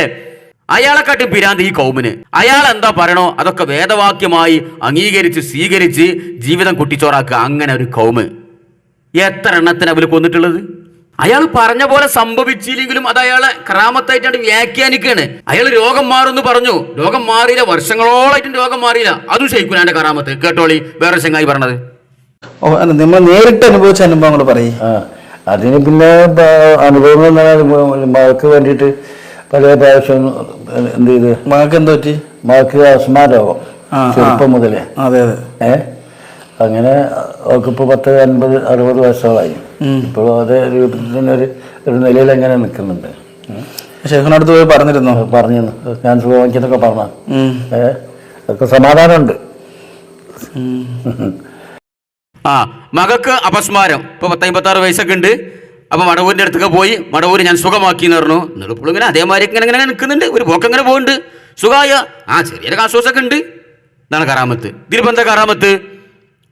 ഇവര് പറയണത് ശരിയാണെങ്കിൽ ആ സ്പോട്ടിലും മാറണ്ടേ? അപ്പൊ ആയിരക്കണക്കിന് മടവൂരിൻ്റെ അടുത്ത് 1000 ആൾ ചെന്ന് കഴിഞ്ഞാൽ ഇയാൾ എല്ലാവരോടും ഈ വർത്താനം പറയും, അത് ഞാൻ മാറ്റിയിരിക്കുന്നു. ചില ആൾക്കാർ 4-5 ആൾക്കാർ ഇത് അള്ളാന്റെ കുതിരത്തോണ്ട് മാറും, അള്ളാന്റെ കതിരോണ്ട് മാറും, അത് മടവൂരിന്റെ തലയ്ക്ക്. ഇനി മാറിയില്ല 90% ആൾക്കാർ ഇത് മാറിയിലോട്ടിക്കൊള്ളിയും, അത് മടവൂരിന്റെ കറാമത്ത്. ഇതാണ് ഈ കൗമ്. ഈ കൗമിന്റെ ഭാര്യമാര് പ്രസവ വേദന കൊണ്ട് പൊളയുമ്പോ ഇവരെങ്ങനെ ഹോസ്പിറ്റലിൽ കൊണ്ടുപോകും? ഇനി മരണത്തോട് അടുത്ത് കഴിഞ്ഞാൽ, അങ്ങനെ റൂഹ് പിടിക്കാൻ വേണ്ടി മലക്ക് വന്നു കഴിഞ്ഞാൽ തന്നെ അത് ബ്ലോക്ക് ചെയ്യുന്നതാണ് പല വിശ്വാസം. പല ഔലിയാക്കൾ തടയും. കേട്ടോളിയും. ആലുവ മാടവൻ അബൂബക്കർ മുസ്ലിയാര് എത്രയോ മഹാന്മാരുടെ എത്രയോ പാവങ്ങളുടെ റൂഹിനെ പിടിക്കാൻ പോയപ്പോൾ പടത്തവനെ കുറച്ചും കൂടി നിർത്തി കൊടുക്കുന്നു പറഞ്ഞിട്ടുണ്ടെങ്കിൽ ഒരു വഴി എന്നോട് പറഞ്ഞത് ആലമിയാവില് ഒരു ഔലിയാക്കന്മാരും പറഞ്ഞിട്ടില്ലാന്ന്. അള്ളാന്റെ അദാബിനെ പേടിച്ചിട്ട് പറഞ്ഞിട്ടുണ്ട് ഈ മാടവനെ പറഞ്ഞത്. ഇത്രയോ പാവങ്ങളുടെ എന്ത് റെക്കമെൻഡ് ഉണ്ട് അവിടെ? എന്റെ റൂഹിനെ പിടിക്കാൻ വന്നത് എവിടെ വെച്ചിട്ട്? എന്റെ റൂഹിനെ പിടിച്ച് ഇവിടെ മുടമരം കയറി ഞാൻ വീണുപോയി, മക്കൾ അത് കൊണ്ടുവന്ന് കിടത്തി. അപ്പൊ എന്റെ മരുവൻ ഒരു ഉസ്താദിന്റെ പോയി ചോദിച്ചു. അപ്പൊ പറഞ്ഞേ റൂഹിനെ പിടിക്കാൻ വന്ന നല്ല വലിയക്കന്മാരായിട്ട് ബന്ധപ്പെട്ട് വിട്ടിട്ട് പോയതാണ്. സമ്മതം മേടിക്കണം. എന്താണ് പോയി പറയണത്? ഇതൊക്കെ വല്ലവരോടും പറഞ്ഞാൽ മനസ്സിലാവുമോ? ഇന്നത്തെ തലമുറക്ക് പറഞ്ഞാൽ മനസ്സിലാവുമോ? ഇതൊക്കെ മനസ്സിലാക്കണം. എന്നിട്ട് അയാൾ പറഞ്ഞ് ഞാൻ എനിക്ക് ഇവിടുന്ന് വിടാൻ ജീവൻ പോയി, ഇവിടുന്ന് ഇങ്ങോട്ട് ഉള്ളത്. അയാൾ എന്താ പറഞ്ഞതെന്ന് വെച്ചാൽ അയാൾ പറഞ്ഞ് മുന്നോട്ട് പോവുകയും ചെയ്യും, ചിലപ്പോൾ അസ്തമിക്കുകയും ചെയ്യും, ആളെ ശ്രദ്ധിച്ചോളാൻ പറഞ്ഞു. ഞാൻ ഇന്ന് എണീറ്റ് നടക്കണേ. അതൊരു രീതിയാണ്. എനിക്ക് പിന്നീട് മനസ്സിലായി ഇന്ന ആളാണ്. ഇത് ഈ മടവൂർ കാഫിലക്കാരൻ തന്നെ നടത്തിയ അഭിമുഖമാണ്. എന്താ ഇയാൾ പറഞ്ഞത്? ആലുവ മാടവൻ അബൂബക്കർ മുസ്ലിയാര് അയാളെ മുരീദന്മാരെ എത്രയോ ആളുകളെ റൂഹ് പിടിക്കാൻ വേണ്ടി മലക്കുകൾ വന്നപ്പോൾ ഇയാൾ ആ സ്പോട്ടിൽ നിന്ന് അള്ളഹാനോട് പറയാണ് കുറച്ച് നീട്ടിക്കൊടുക്കുക അള്ളാന്ന്. അങ്ങനെ അള്ളാഹ് റൂഹിനെ പിടിക്കാൻ വേണ്ടി പറഞ്ഞേക്കാം മലക്കുകളെ. ഇയാൾ ഇവിടുന്ന് റെക്കമെൻഡ് ചെയ്ത് കണ്ട് ഒന്ന് നീട്ടിക്കൊടുക്കുന്ന അറിയാം. അങ്ങനെ മലക്കുകൾ റൂഹിനെ പിടിക്കാതെ പോവുക. കാരണം എന്താ? റൂഹിനെ പിടിക്കണമെങ്കിൽ ഔലിയാക്കളെ സമ്മതം വാങ്ങണം. ഇയാൾ പറയാ അങ്ങനെ എത്രയോ സംഭവങ്ങളുണ്ട്. എൻ്റെ റൂഹനെ പിടിക്കാൻ വന്ന സമയത്ത് പകുതി വരെ പിടിച്ചു, പിന്നെ എന്തോ ഔലിയാക്കളെ കുതിർത്തുകൊണ്ട് ആ റൂഹിനെ പിടിക്കാതെ പകുതി ഇട്ടിട്ട് മലക്ക് പാഞ്ഞു എന്നാണ് ഈ പറയണത്. അപ്പൊ ഈ വക കള്ളക്കരാമത്തുകളൊക്കെ തോണ്ടിയെടുത്ത് ജനങ്ങളടി പ്രചരിപ്പിക്കണ ഈ സിറാജുദ്ദീൻ ലത്തീഫും ഓന്റെ ചാനലും ഓന്റെ കെട്ടിയോള് മരണവുമായി മല്ലിടുമ്പോ മരണത്തോടടുക്കുമ്പോ അപ്പം വിചാരിക്കുണ്ടാവും ഇത് മടവൻ അബൂബക്കർ മൊയ്ലാരോ മടവൂരൊക്കെ വന്നിക്കണ്ട് മലക്കൾ ആട്ടിക്കോളും. ഞാൻ ഈ മടവൂരിന്റെയും ഇക്കണ്ട ഈ പിരാന്തന്മാരെ കറാമത്തൊക്കെ തപ്പി നടക്കുന്ന ആളല്ലേ. എന്റെ ഭാര്യന്റെ റൂഹിനെ രക്ഷിച്ചില്ലെങ്കിൽ പിന്നെ ആരെ രക്ഷിക്കാൻ മടവൂരൊക്കെ എന്ന് വിചാരിച്ചിട്ട് ഈ പൊട്ടൻ ഹോസ്പിറ്റലിലും കൊണ്ടുപോകാതെ 2-3 മണിക്കൂർ അങ്ങനെ വെച്ചിട്ടുണ്ടാവും. അങ്ങനെ മരിച്ചു പോയതാണ് ഈ പെണ്ണൻ. ഇതിൽ 1-ാം പ്രതി മടവൂരെന്ന് പറയാൻ കാരണം എന്താണ്? മനസ്സിലായോ? കാരണം എന്താ? ഇവലെ മടവൂരിഞ്ഞ് മരിച്ചാൽ തന്നെ മരിച്ച ആളുകളെ ജീവിപ്പിച്ച കഥ എത്രയോ ഉണ്ടെന്ന് ഞാൻ കഴിഞ്ഞ വീഡിയോയിൽ ക്ലിപ്പിട്ടിരുന്നു. എത്രയോ സംഭവങ്ങളുണ്ട്, മരണപ്പെട്ടു പോയ ആളുകളെ ജീവിപ്പിച്ച സംഭവങ്ങൾ. മടവൂർ മാത്രല്ല, മടവൂരിന്റെ ഷെയ്ഖായ പുലിമൊയ്തീൻ എന്ന പിരാന്തണ്ടല്ലോ, അച്ചങ്ങായി വരെ ചത്തതിനെ ജീവിപ്പിച്ചിരുന്നു നമ്മൾ പറഞ്ഞിട്ടുള്ളത്. കേട്ടോളി. മരിച്ചോളെ ജീവിപ്പിക്കലും മടവൂർ ഷെയ്ഖിന്റെ ഷെയ്ഖാണ് മൊയ്തീൻ ഷെയ്ഖ്. ഏത്? ജീലാനി തങ്ങളല്ല, ബഡ്ക്കൽ മൊയ്തീൻ ഷെയ്ഖ്. അദ്ദേഹം കോഴിക്കോട് മടവൂർ ഷെയ്ഖ് റളിയല്ലാഹു അൻഹുവിനെ തർബിയത്ത് ചെയ്യാൻ വേണ്ടി, നിയന്ത്രിക്കാൻ വേണ്ടി കോഴിക്കോട്ടായിരുന്നു കുറെ കാലം നിന്നിരുന്നത്. ആ നൃത്തത്തിൽ അവിടെയുള്ള ആളുകൾക്ക് പരിചയമായി. അവിടെ ആ മാർക്കറ്റിൽ ഒരു പോത്ത് ചത്തു. അങ്ങനെ വല്ലാത്ത ജീർണിച്ച ശാസനയായി, ദുർഗന്ധം വന്നു. ആരും ആ അങ്ങാടിയിൽ കിടക്കുന്ന പോത്തിനെ ഒഴിവാക്കാൻ ആരും വന്നില്ല. അതിന്റെ അടുത്തുകൂടെ ഇവര് ചെന്നത് ആര്? ഈ ബഡ്ക്കൽ അവർ പറഞ്ഞു എണീറ്റ് പോയി. പോത്തൊന്ന് എണീറ്റ് പോയി, മൺപിച്ച് കിടക്കുന്നവിടെ പോത്ത് എണീറ്റ് പോയി. ഇനി എന്താ നിങ്ങൾക്ക് വേണ്ടത്? പോത്തിനെ വരെ ജീവിപ്പിച്ചു എന്നാ മടവൂരിന്റെ ഷെയ്ഖായ പുലിമൊയ്തീന്. അവിടെ മാർക്കറ്റിൽ ഇങ്ങനെ പോത്ത് ചത്ത് ചീഞ്ഞ അരപ്പായി പെട്ടിയും കുടലൊക്കെ പുറത്ത് ചാടി, പിന്നെ നാവൊക്കെ ഇങ്ങനെ പുറത്തേക്ക് തുറപ്പിച്ച് ഇങ്ങനെ കണ്ണൊക്കെ തുറപ്പിച്ച് ഇങ്ങനെ കിടക്കുകയാണ്, വാസനിച്ച് അരപ്പായി കിടക്കുകയാണ്. അപ്പോൾ മടവൂരിന്റെ ഷെയ്ഖായ പുലിമൊയ്തീൻ ഒന്ന് നീച്ച് പോത്തെ അവിടുന്ന്, ഇങ്ങനെ മണപ്പിച്ച് കെടുക്കുക ആൾക്കാരെ ബുദ്ധിമുട്ടിക്കാൻ വേണ്ടിയിട്ട്. അപ്പോൾ അത് കേട്ടതും പോത്ത് ചാടി കുടഞ്ഞ് എണീറ്റിട്ട് ആ പുറത്തേക്ക് തെറിച്ചിക്കണ പെട്ടിയും കുടലൊക്കെ പള്ളൻ്റെ ഉള്ളിക്കനെ തിരികി പുറത്ത് തള്ളിക്കണ നാവൊക്കെ ഉള്ളിക്കനെ ആക്കിയിട്ട് ഒറ്റപ്പാച്ചിൽ. ഒരു പോത്ത്, ഓൻ്റെ പോത്തെ ഇത്ര വലുപ്പുണ്ടല്ലോ. അപ്പൊ ആ 4 കാലി പോത്തിനെ വരെ നീച്ച് പായിപ്പിച്ച മടവൂരിന്റെ ശേഖന്മാർക്കും ഈ 2 കാലി പോത്തുകൾ എന്തായാലും ജീവിപ്പിച്ചൂടെ? ഇതാ ഉമ്മാരുടെ ചോദ്യം, ഇതാണ് ഉമ്മാരുടെ ചിന്ത. പിന്നെ എങ്ങനെ അവർ ഹോസ്പിറ്റലിൽ കൊണ്ടുപോവുക? ഇനി ഇതൊന്നും സംഭവിച്ചില്ല എന്ന് കൂട്ടിക്കോളി. മടവൂർ വന്നില്ല, രക്ഷിച്ചില്ല. റൂഹിനെ പിടിക്കാൻ വന്നപ്പോൾ മാടവന വന്നില്ല, മലക്കിനെ ആട്ടിയില്ല, റൂഹിനൊക്കെ പിടിച്ചു കൊണ്ടുപോയി. ഓന്റെ വിധി അങ്ങനെയായിരുന്നു. അല്ലെങ്കിൽ മടവൂർ കാഫിലക്കാരൻ സിറാജുദ്ദീൻ ലത്തീഫിന്റെ കെട്ടിയോളെ വിധി അള്ളാഹ് അങ്ങനെയാണ് തീരുമാനിച്ചിട്ടുള്ളത് എന്ന് വെച്ചോളി. അങ്ങനെ ചില മൂല്യന്മാർ പറയുന്നുണ്ട്, ആ മരണത്തിന്റെ സമയമായി കഴിഞ്ഞാൽ ഇപ്പാണ് മരിച്ചൂലേ, ഇനി ഹോസ്പിറ്റലിൽ കൊണ്ടുപോയാലും മരിച്ചൂലേ, കൊണ്ടുപോയാലും മരിച്ചൂലേ, എന്തിനാ വഹാബി നിങ്ങളിത് പറഞ്ഞുകൊണ്ടിരിക്കണമെന്നാണ് ചില മൂല്യന്മാർ പറഞ്ഞുകൊണ്ടിരിക്കുന്നത്. അള്ളാന്റെ വിധിയാണ് നടപ്പിലാവൂലേ. അള്ളാന്റെ വിധി നടപ്പിലായാലും ആ വിധിയെ തിരുത്താൻ കഴിവുള്ള ആളാണ് നിങ്ങളെ മടവൂർ. കേട്ടോളി. അബ്ദുൽ ഖാദിർ എന്ന് പറയുന്ന വലിയ ആ വലിയന്റെ കുട്ടിയുമായി മഹാനരായ ശൈഖുനയുടെ സമീപത്ത് വരികയാണ്. മടവൂർ ശൈഖുനയുടെ കുട്ടി സംസാരിക്കുന്നില്ല, സംസാരമില്ലാത്ത കുട്ടിയാണ്. എന്നിട്ട് ശൈഖുനാനോട് പറയാണ്, ലീ ഫീ സംഇ കലാമിഹി ഖബല മൗതി റഗബാൻ, എന്റെ മരണത്തിന് മുമ്പ് ഈ കുട്ടിയൊന്ന് സംസാരിച്ചു കിട്ടണം, അതിനെനിക്ക് വലിയ ആശയുണ്ട്. അപ്പോൾ ശൈഖുന പറയുകയാണ്, മടവൂർ സിയം വലിയുല്ലാഹ് ഖദ്ദസല്ലാഹു സിറഹുൽ അസീസ് തങ്ങൾ പറയാണ്, ലാ യതകല്ലം അലാ മാ ഫിൽ ലൗഹിൽ മഹ്ഫൂദ്, ലൗഹുൽ മഹ്ഫൂദിൽ അല്ലാഹു തആല എല്ലാ കാര്യങ്ങളും രേഖപ്പെടുത്തി വെക്കുന്ന ലൗഹുൽ മഹ്ഫൂദിൽ എഴുതി വച്ചിട്ടുണ്ട് ഈ കുട്ടി സംസാരിക്കുകയില്ലെന്ന്. മടവൂർ ശൈഖുനാന്റെ മറുപടിയാണ്. അപ്പൊ വലിയ അബ്ദുൽ ഖാദിർ എന്നവർ പറയാണ്, ഖദ് റഅയ്തുഹു വൈലാ, അത് ഞാനും കണ്ടിട്ടുണ്ട്, ലൗഹുൽ മഹ്ഫൂദിൽ അങ്ങനെ ഉണ്ട് എന്നത് ഞാനും കണ്ടിട്ടുണ്ട്. പക്ഷേ ആ ലൗഹുൽ മഹ്ഫൂദിലുള്ളതും വേണമെങ്കിൽ തിരുത്തിയിട്ട് പകരം എഴുതാൻ അധികാരമുള്ളവരല്ലേ അങ്ങ്, അതല്ലേ ഞാൻ അങ്ങയുടെ സമീപത്ത് വന്നത്. അതിനെക്കുറിച്ചായി പറയുന്ന മാനസിക നില തെറ്റിയ ആളാണ്. എഴുതി വെച്ച നിങ്ങൾ തന്നെ സംഭവം, ഞങ്ങളല്ല. ഉടനെ ശൈഖുന പറഞ്ഞു, ആ സംസാരിക്കാത്ത മോനോട്, മോനെ സംസാരിക്കൂ, പറയൂ, സംസാരിക്കൂ. സെക്കൻഡുകൾ കൊണ്ട് പറയാണ്, ലൗഹിൽ എഴുതി വെച്ചിട്ടുണ്ട്, മോൻ മിണ്ടൂല. മോൻ പറയാൻ തുടങ്ങി, ഫഅവ്വലു കലിമതിഹി അശ്ശഹാദതാൻ, അശ്ഹദു അല്ലാ ഇലാഹ ഇല്ലല്ലാഹ് വ അന്ന മുഹമ്മദർ റസൂലുള്ളാഹ് എന്ന് പറഞ്ഞു തുടങ്ങാണ് മോൻ. ചോദിച്ചു, മൻ ഹാദാ, ഇതാരാ? പറഞ്ഞു, ഇതെന്റെ ഉപ്പയാണ്. കൂടെയുള്ളതാരാ? അത് ഞങ്ങളുടെ പള്ളിയിലെ ഉസ്താദാണ്. മോൻ സംസാരിച്ചു തുടങ്ങി. കണ്ടോ നിങ്ങൾ, ഇത് രേഖപ്പെടുത്തിയത് മർക്കസിൽ നിന്നിറങ്ങിയ കിതാബിലാ. അപ്പൊ അത്രയും ലൗഹുൽ മഹ്ഫൂദിലുള്ള വിവരങ്ങൾ വരെ അങ്ങോട്ടും ഇങ്ങോട്ടും ആക്കാൻ അധികാരമുള്ള ശൈഖുന എന്താണോ ഈ ആധുനിക ദജ്ജാലുകൾ ഈ പറഞ്ഞുകൊണ്ടിരിക്കുന്നത്? ലൗഹുൽ മഹ്ഫൂദിൽ അള്ളാഹ് രേഖപ്പെടുത്തി വെച്ച ഓരോരുത്തരുടെ വിധി, ആ വിധി പ്രകാരം ആ കുട്ടി സംസാരിക്കൂല, അത് മടവൂർ തിരുത്തീൻ. അതിന് വരെ കഴിവുള്ള ആളാണ് ഈ പിരാന്തൻ മടവൂര്. അള്ളാഹ് എഴുതി രേഖപ്പെടുത്തി വെച്ച അള്ളാഹിന്റെ തീരുമാനങ്ങൾ, അള്ളാഹിന്റെ വിധി, അത് തിരുത്താൻ കഴിവുള്ള ആളാണ് മടവൂര്. ആ മടവൂര് അസ്മരൊന്നും ജീവിപ്പിക്കട്ടോ, സിറാജുദ്ദീൻ ലത്തീഫിന്റെ കെട്ടിയോളെ ജീവിപ്പിക്കട്ടെ. അള്ളാഹ് അങ്ങനെ ഒരു വിധി കൊടുത്തേക്കണമെങ്കിൽ അത് തിരുത്താൻ കഴിവുള്ള ആളാണല്ലോ മടവൂര്. അത് ഏറ്റവും അധികം തിരുത്തി കാണിച്ചു കൊടുക്കേണ്ടത് കൊല്ലങ്ങളായി ഈ മടവൂരിന്റെ കള്ളക്കഥകൾ ജനങ്ങൾക്കിടയിൽ പ്രചരിപ്പിക്കാൻ കച്ചക്കെട്ടിയിറങ്ങിയ ഈ സിറാജുദ്ദീൻ ലത്തീഫിന്റെ ഭാര്യന്റെ പേരിലല്ലാതെ പിന്നെ ആരെ പേരിലാണ് തിരുത്താൻ ഏറ്റവും അർഹത ഉള്ളത്? തിരുത്തട്ടെ മടവൂര്. എന്നിട്ട് കബർന്നാ പെണ്ണു നീച്ചു വരട്ടെ. കഴിയൂലേ? കഴിയുന്ന ആളങ്ങളെ വിശ്വാസം അല്ലേ? അപ്പൊ സഹോദരങ്ങൾ, ഈ കണ്ട് കാണപ്പെട്ട കറാമത്തുകളൊക്കെ തൊലിച്ച് നടന്നിരുന്ന ഈ കൗമ് ഇപ്പൊ പെട്ടുകിടക്കാണ്. എല്ലാരും പെട്ടുകിടക്കുക, എല്ലാരും ലോക്കായി കിടക്കാണ്. ഇപ്പൊ എല്ലാവരും ഇത് തലവരാൻ വേണ്ടിയുള്ള ശ്രമത്തിലാണ്. ഞങ്ങളല്ല, ഞങ്ങൾ ഇതിന്റെ ആൾക്കാരല്ല, ഞങ്ങൾ ആശുപത്രിന്റെ ആൾക്കാർ തന്നെയാണ്, ഞങ്ങൾ ഹോസ്പിറ്റലിൽ പോകുന്ന ആൾക്കാരാണ്, ഞങ്ങളെ ഭാര്യമാർ പ്രസവിച്ചത് ഹോസ്പിറ്റലിലാണ്.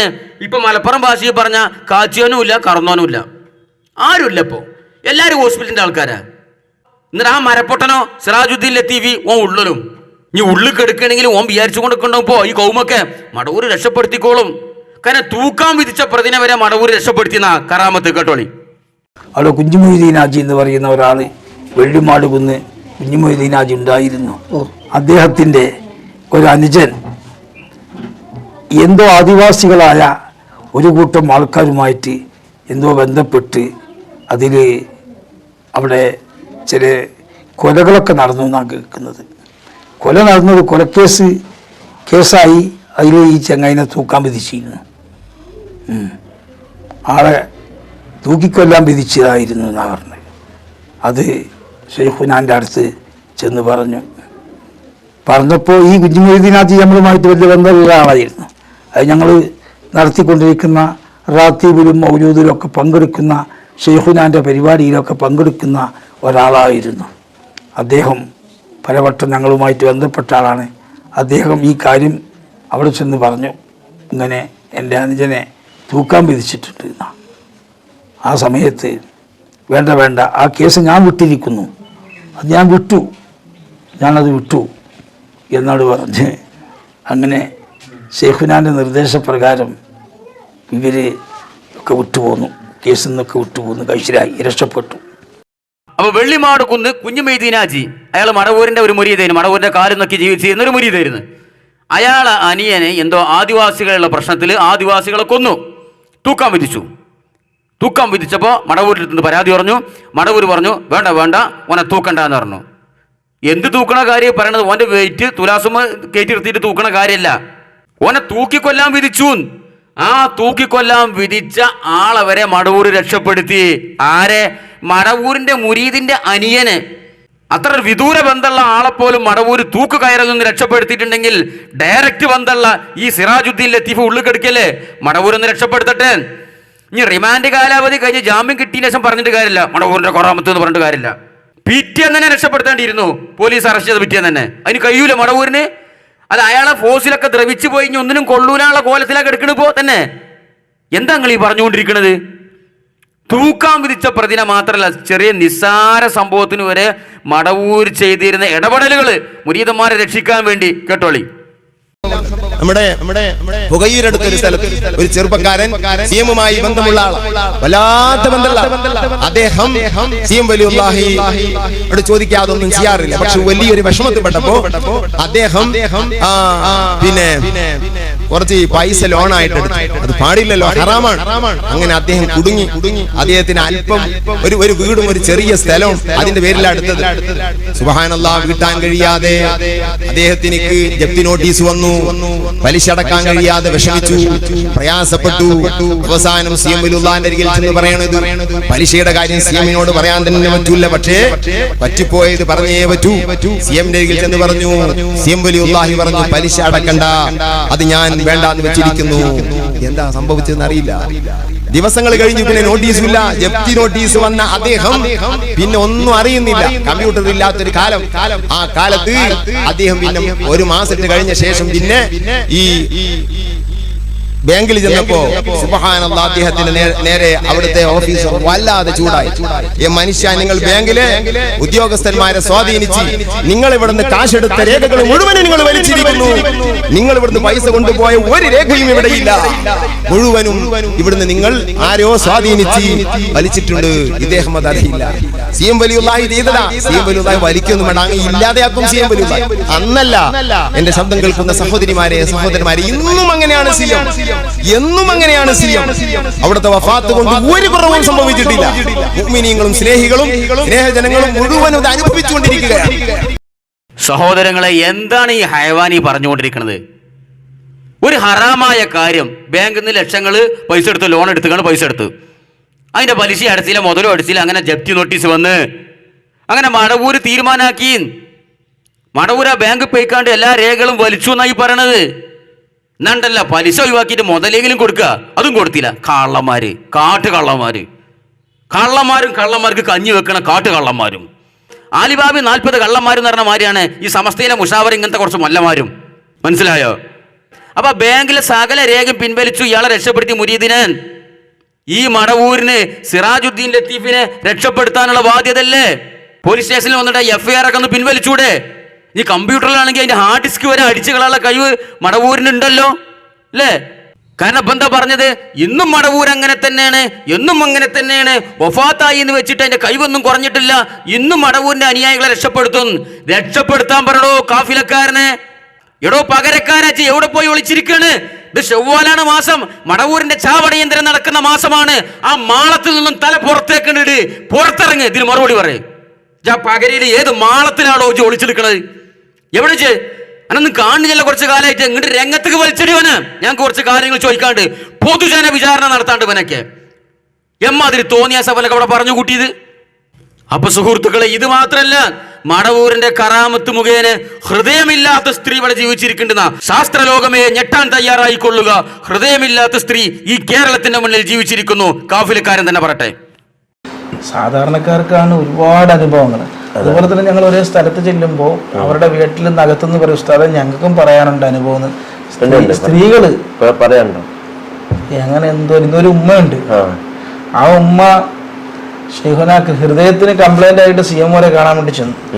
അപ്പോ ഉമ്മയടുത്ത് ഷെയ്ഖുന പറയാ, ഹൃദയം എന്തിനാണ് ഉമ്മ, ദീർഘായുസ് ഉണ്ടല്ലോ. ഇന്ന് ഹൃദയം ഇല്ല ആൾക്ക്, ഇല്ല ഇന്നുണ്ട് കോഴിക്കോട്. അതാണ് ഷെയ്ഖുന. ഹൃദയം എന്തിനാണുമ്മ, ദീർഘായുസുണ്ടല്ലോ. അങ്ങനെ ഹൃദയം ഇല്ലാതെ ആ സ്ത്രീ ഇന്നും ജീവിച്ചിരിക്കുന്നുണ്ട്. കാരണം മടവൂർ പിരാന്തനാണെങ്കിൽ ചെറിയ ബുദ്ധിയൊക്കെ ഉണ്ടല്ലോ. അയാൾക്കറിയാലോ തലച്ചോറില്ലാതെ കുറെ കൗമോടെ ജീവിക്കുന്നുണ്ട്. പ്രത്യേകിച്ച് കുറച്ച് മൂല്യന്മാര് തലച്ചോറില്ലാതെ അവിടെ ജീവിക്കുന്നുണ്ട്. അപ്പൊ ഹൃദയം ഇല്ലാതെ ജീവിച്ചോട്ടെ. എന്താണ് ഈ പറഞ്ഞുകൊണ്ടിരിക്കുന്നത്? ഹൃദയമില്ലാതെ ജീവിച്ചിരിക്കുന്നു കേരളത്തിൽ ഒരു സ്ത്രീ. ഇവൻ പുറത്തുവിട്ട തള്ളലാണതൊക്കെ. ഇങ്ങനെയൊക്കെ ചെയ്യുന്ന മടവൂര്, ആ മടവൂരിന്റെ കെട്ടിയോളെ രക്ഷിക്കും, എന്തായാലും രക്ഷിക്കും. ആരെ രക്ഷിച്ചില്ലെങ്കിലും നിന്റെ കെട്ടിയോളെ രക്ഷിക്കും എന്ന് വിചാരിച്ചിട്ട് ഹോസ്പിറ്റലിൽ കൊണ്ടാതെ വീട്ടിൽ കെടുത്തിയതാണ്. ഇവന്റെ ഭാര്യനെ കൊന്നുകളഞ്ഞതാണ്. അങ്ങനെ മനസ്സിലായോ? അപ്പൊ ഇതിലെ ഒന്നാം പ്രതി മടവൂരാണ്. ഒന്നാമത്തെ പ്രതി. അയാൾക്കെതിരെ കേസെടുക്കാൻ വകുപ്പൊന്നുമില്ലല്ലോ. ഒന്നാം പ്രതി മടവൂരാണ്. രണ്ടാം പ്രതി, ആ രണ്ടാം പ്രതിയിലേക്കാണ് ഇനി നമ്മൾ വരുന്നത്. ആരാണ് ആ രണ്ടാം പ്രതി? ഇന്ന് ജീവിച്ചിരിക്കുന്ന രണ്ടാം പ്രതി. അയാളാണ് ഈ മടവൂരി എന്ന ബിംബത്തെ കേരളത്തിൽ വളർത്തി വലുതാക്കാൻ ഏറ്റവും മുൻപന്തിയിൽ നിന്ന മനുഷ്യൻ. സാക്ഷാൽ കാന്തപുരം അബൂബക്കർ മുസ്ലിയാർ. മടവൂരിന്റെ ഈ മാലപ്പടക്കങ്ങൾ പോലെയുള്ള കറാമത്തുകൾ, ഈ കള്ളക്കറാമത്തുകൾക്ക് തിരികൊളുത്തിയത് അയാളാണ്. അയാളതിന് തീയിട്ടത്. അയാളെ തീയിട്ടിന്റെ പേരിലുള്ള പൊട്ടലും ചീറ്റലും ഇപ്പോൾ നടന്നുകൊണ്ടിരിക്കുന്നത്. അയാൾ ഏത് കാലത്ത് തുടങ്ങിയിട്ടുണ്ട് ഈ മടവൂരിന്റെ കറാമത്ത് പറച്ചിൽ? ഇതൊക്കെ ചോട്ടകള്, ഇതൊക്കെ കൊമ്പും ചില്ലകളുമാണ്. അതിന്റെ അടിവേര് കിടക്കേണ്ട അവിടെയാണ്. അയാളാണ് ഇതിന് തുടക്കമിട്ടത്. കേൾക്കാം നമുക്ക് കുറച്ച് കാര്യങ്ങൾ. ഷെയ്ഖുന ചെന്നു ഉസ്താദ്, എവിടേക്ക് പോകണം? അമേരിക്കയിൽ പോകണം. ഷവ്വാലിലാണ്, റമദാൻ കഴിഞ്ഞു. സിമിലിതായിക്കൽ ഇതുണ്ട്. റമദാനിൽ പലപ്പോഴും സന്ദർശകരൊക്കെ നിർത്തിവെക്കും, അധിക സമയത്ത് ഉണ്ടാകാറില്ല. റമദാൻ കഴിഞ്ഞാൽ ഷവ്വാലിൽ വീണ്ടും ആരംഭിക്കും. അങ്ങനെ ഷവ്വാലിൽ ലാസ്റ്റ് 3-ന്റെ അന്നാണ് നോമ്പൊക്കെ കഴിഞ്ഞ് പെരുന്നാൾ കഴിഞ്ഞ ഉസ്താദ്, ഞാൻ നാളെ അമേരിക്കയിലേക്ക് പോകും. അവിടെ ക്ഷണം വന്നിട്ടുണ്ട്. അവിടുത്തെ മലയാളി സംഘടനകൾ, ഇന്ത്യൻ ആളുകൾ വിളിച്ചിട്ടുണ്ട്, ഞാൻ പോവാണ്, നാളെ പോകണ്ടാറ്.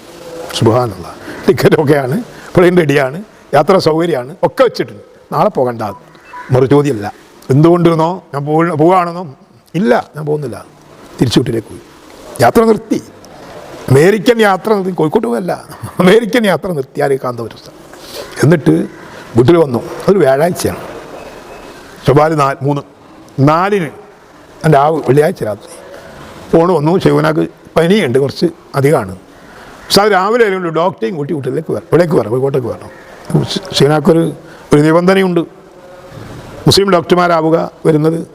അതിനൊരാഗ്രഹമുണ്ട്. കൂട്ടത്തിൽ തന്നെ സുന്നി ആവുക എന്ന്. അപ്പോൾ അത് ഉസ്താദിൻ്റെ കയ്യിലുണ്ടല്ലോ. അപ്പോൾ അവരെയും കൂട്ടി വന്നു. വരാൻ വേണ്ടി ഒരുങ്ങുമ്പോഴേക്ക് ഷവ്വാൽ 4-ന് രാവിലെ 9 മണിക്ക് എന്തുണ്ടായി? രോഗം മൂർച്ഛിക്കുന്നു. ആളുകളൊക്കെ ഒരുമിച്ച് കൊള്ളുന്നു. വാതിലൊക്കെ തുറന്നിട്ട്, ജനലൊക്കെ തുറന്നിടാൻ പറയും. ഇവിടെ പലരും വരാനുണ്ട്. വാതിലൊക്കെ തുറന്നിട്ടു. ജനലും വാതിലൊക്കെ തുറന്നിട്ടു. ബഹുമാനപ്പെട്ട അമുദ കുട്ടി ഹാജി, അവരുടെ അവിടുത്തെ ഖാദിമകൾ, വീട്ടുകാരന് ബന്ധപ്പെട്ട അടുത്തൊക്കെ ഉള്ളവർ, കുഞ്ഞുമായും മുസ്ലിയാർ പോലുള്ള ആളുകളൊക്കെ ഓടിപ്പാഞ്ഞ് അവിടെ എത്തി. AB ഉസ്താദിന് വരെ കൊടുത്തു. സീരിയസ് ആണ്, വേഗം വരണം. 9:15 വഫാത്ത്. ഷവ്വാൽ 4-ന് 9:15 വെള്ളിയാഴ്ച രാവിലെ ഈ ലോകത്തോട് കലിമത്ത് തൗഹീദ് ഉച്ചരിച്ചുകൊണ്ട്, പുഞ്ചിരിച്ചുകൊണ്ട് നീണ്ടു നിർന്നാക്കളത്തം എല്ലാവരോടും മുമ്പിൽ വെച്ച് യാസീനിൻ്റെയും ഫാത്തിഹയുടെയും മൗലിദിൻ്റെയും ഒക്കെ സദസ്സിൻ്റെ ഇടയിൽ നിന്ന് ആത്മാവ് അങ്ങനെ സന്തോഷം പിരിഞ്ഞ് അച്ചരണം അങ്ങ് നിന്നു. ഓ, എന്താപ്പാ വിവരണം? കാന്തപുരം അബൂബക്കർ മൊയ്ലിയാര് അമേരിക്കയിൽ പോകാൻ നിൽക്കുകയായിരുന്നു. മടവൂര് മൂപ്പര മരണം മുൻകൂട്ടി കണ്ടുകൊണ്ട് മടവൂര് കാന്തപുരത്തിനോട് പറഞ്ഞു, ഇന്ന് പോകണ്ടെന്ന് പറഞ്ഞു. അങ്ങനെ വന്ന് മടവൂർ പനിക്കെ ബാധിച്ച് അങ്ങനെ കാന്തപുരത്തിൻ്റെ സാന്നിധ്യത്തിൽ മടവൂർ ഇങ്ങനെ റാഹത്തായിട്ട് ഇങ്ങനെ പുഞ്ചിരിച്ച് കാലൊക്കെ ഇങ്ങനെ നീട്ടിവെച്ച് ആ മൗര്യത്തിൻ്റെ ഒക്കെ സദസ്സിൽ ഇങ്ങനെ ആ റൂഹം ഇങ്ങനെ പോയി സന്തോഷത്തോടു കൂടി ഇങ്ങനെ അറവന മുട്ടി ഒപ്പന കഴിച്ച് കണ്ട റൂഹം ഇങ്ങനെ മുൾക്ക് അങ്ങനെ കയറിപ്പോയി. വല്ലാത്തൊരു മരണം തന്നെ. അതുവരെ ആലം നിയന്ത്രിച്ചിരുന്ന ശക്തിയാണ് പോണത്, മനസ്സിലായോ? അതോടുകൂടി പ്രപഞ്ചത്തിന്റെ ഗോളങ്ങൾ കൂട്ടിമുട്ടി, സൂര്യൻ വടക്കോട്ട് സഞ്ചരിച്ചു, ചന്ദ്രൻ നേരെ തലകുത്തനെ വീണു, അറബിക്കടലിൽ ശോഭിച്ചു എന്നൊന്നും പറയാത്തത് ഭാഗ്യം. ഏതായാലും അങ്ങനെ തുടങ്ങി, അവിടുന്ന് തുടങ്ങട്ടെ മടവൂരിൻ്റെ ഈ മയ്യത്തുമായുള്ള ഇടപെടൽ കാന്തപുരം തുടങ്ങണം. ഇങ്ങനെ കറാമത്തുണ്ടായിക്കൊണ്ടേയിരിക്കുകയാണ്. കാരണം സമസ്ത പിളർന്ന് കാന്തപുരം വിഭാഗം വേറെ ആയ ഘട്ടാണത്. ഇനി ഇവർക്ക് മടവൂരിൻ്റെ സഹായം വേണം ഈ സംഘടന മുന്നോട്ട് കൊണ്ടുപോകാൻ. എങ്ങനെയുള്ള സഹായം? മടവൂരിൻ്റെ മയ്യത്ത് വെച്ച് കളിക്കണം. ആ കളിയാണ് ഇനി കളിക്കാൻ വേണ്ടി കാന്തപുരം ടീമും. ആ കളി മരണപ്പെട്ട അന്ന് മുതൽ തുടങ്ങിയിട്ടുണ്ട്. കണ്ടോളി, മരിച്ചതിന് ശേഷം ഉണ്ടായ സംഭവങ്ങൾ ഇവലെന്നെ പറയട്ടെ. ആ വാഹനമെല്ലാം കൂടി മടവൂരിലേക്ക് നീങ്ങുന്നു. വാഹനങ്ങളിലും അല്ലാതെയും ആയിരക്കണക്കിന് ആളുകൾ അനുഗമിക്കുന്നു. റോഡിൻ്റെ ഓരങ്ങളിലൊക്കെ ഒരുപാട് ആളുകൾ കൂടി നിന്ന് കരഞ്ഞും പറഞ്ഞും ചൂണ്ടിക്കാണിച്ചുമൊക്കെ ആ യാത്രയുടെ ഗൗരവം അവിടെയെല്ലാം പ്രതിഫലിക്കുന്നു. മഹാനായ സയ്യിദ് അബ്ദുൽ ഖാദർ അഹ്ദൽ തങ്ങൾ അവേലത്ത് വാഹനത്തിലുണ്ട്. ബഹുമാനപ്പെട്ടവരുടെ വാഹനം ഉൾപ്പെടെ ഇങ്ങനെ മുന്നോട്ട് പോകുമ്പോഴാണ് ഇവിടെ ഏതാണ്ടൊരു 10 മിനിറ്റോളം തന്നെ ആ വാഹന വ്യൂഹങ്ങളൊക്കെ നിശബ്ദമായി നിശ്ചേഷ്ടമായി അവിടെ നിന്നത്. അതിൻ്റെ സിറ് എന്താണ് നമുക്കറിയില്ല, അള്ളാഹുവിന് മാത്രം അറിയാം. മഹാനായ അവേലത്തു തങ്ങൾ വല്ലാത്ത ധൈര്യമുള്ള ആളാണ്. വണ്ടി നിശ്ചലമായ നേരത്ത് ഡ്രൈവറോട് പറഞ്ഞു, ഞാനൊന്ന് മൂത്രമൊഴിച്ചു വരാം. നമുക്കാർക്കും അങ്ങനെ ഒരു ധൈര്യം വരില്ല. ബഹുമാനപ്പെട്ട തങ്ങൾ അവർകൾ ഇവിടെ കയറി വന്ന് മൂത്രമൊഴിച്ച് വുളൂ ചെയ്ത് തിരിച്ച് ആ വാഹനത്തിൽ കയറി അങ്ങ് പോവുകയും ചെയ്തു. വല്ലാഹി വണ്ടി നിർത്തിച്ചത് തങ്ങളല്ല.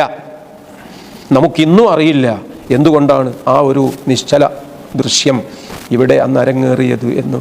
CM വലിയുല്ലാഹിക്ക് ഈ സ്ഥാപനവുമായി ഉണ്ടായിരുന്ന ബന്ധം എന്നു മാത്രം നമുക്ക് ആ സംഭവത്തെ ചുരുക്കി വായിക്കാം. അപ്പൊ മടവൂരിന്റെ മയ്യത്തും കയറ്റിയ വണ്ടി ഇങ്ങനെ പോയിക്കൊണ്ടിരിക്കുകയാണ് മടവൂരിലേക്ക്. അപ്പൊ മർക്കസിന്റെ മുമ്പിലെത്തിയപ്പോ വണ്ടി ഒറ്റ നിൽക്കല്, വല്ല അറക്കാൻ കൊണ്ടുപോണ പോത്ത് വൈക്കോൽക്കൂനെ കണ്ടാ നിൽക്കണ മാതിരി അവിടെ നിന്നു. അപ്പൊ നമുക്ക് ആർക്കും അതിന്റെ സിർ എന്താണെന്ന് നമുക്ക് ആർക്കും അറിയില്ല. എടാ ചങ്ങായി, അതിന്റെ സിർ ആലോചിച്ച് കൊണ്ട് ഇങ്ങനെ തല കൊണ്ടാക്കാൻ നിൽക്കണ്ട. പറഞ്ഞല്ലോ അവേലത്ത് തങ്ങൾക്ക് മൂത്രയിക്കാൻ മുട്ടി, അതന്നെ സിറ്. എന്നിട്ട് മൂപ്പര് പറയാ അതും വേറെ വലിയൊരു പൊലിമട്ട. എന്ത്, നമുക്കാർക്കും ധൈര്യം വരൂല. അത്രയും ആളുകൾ ഇങ്ങനെ കൂടി നിൽക്കുമ്പോൾ, 10,000-കണക്കിന് ആൾക്കാർ ഇങ്ങനെ നിൽക്കുമ്പോൾ ഒന്ന് മൂത്രയിക്കാം നമുക്കാർക്കും ധൈര്യം വരൂല. അതെന്തോടോ അവേലത്ത് തങ്ങൾ അതിൻ്റെ ഉള്ളിൽ കൂടി വരുന്നത് മൂത്രല്ലേ? വല്ല ടിയർ ഗ്യാസ് ആയിട്ടാണോ? ആൾക്കാരിങ്ങനെ കൂടി നിൽക്കുമ്പോൾ അതിനുള്ളിൽ കൂടി പുറത്തിടാൻ പറ്റില്ല എന്ന് പറയാൻ, അതിന് വല്ലാത്തൊരു ധൈര്യമാണെന്നൊക്കെ പറയാൻ അങ്ങനെ പറയുന്നത് എന്തെങ്കിലും തൊള്ളി തോന്നിയത് ഒക്കെ കറാമത്ത് തന്നെ. അപ്പൊ മടവൂരിന്റെ മയ്യത്ത് കൊണ്ടുപോയ വണ്ടി മർക്കസിന് മുന്നിൽ 10 മിനിറ്റ് നേരം നിശ്ചലമായി നിശ്ചേഷ്ടമായി. മറ്റേ മൊല്ലുണ്ട്, പകരമല്ല. ഓൻ വേറെ പ്രസംഗത്ത് പറയുന്നത് 5 മിനിറ്റാണ്. അപ്പൊ അത് പറഞ്ഞപ്പോൾ 10 മിനിറ്റായി. കാരണം ഇപ്പം കാന്തപുരത്തിന്റെ കുടുംബമായിട്ട് കുറച്ച് ബന്ധമുള്ള ഒരാളാണ്. എന്തോ ഒരു കെട്ടുബന്ധം ഹക്കീമിനായിട്ട് ഉണ്ടെന്നാണ് പറഞ്ഞിട്ടത്.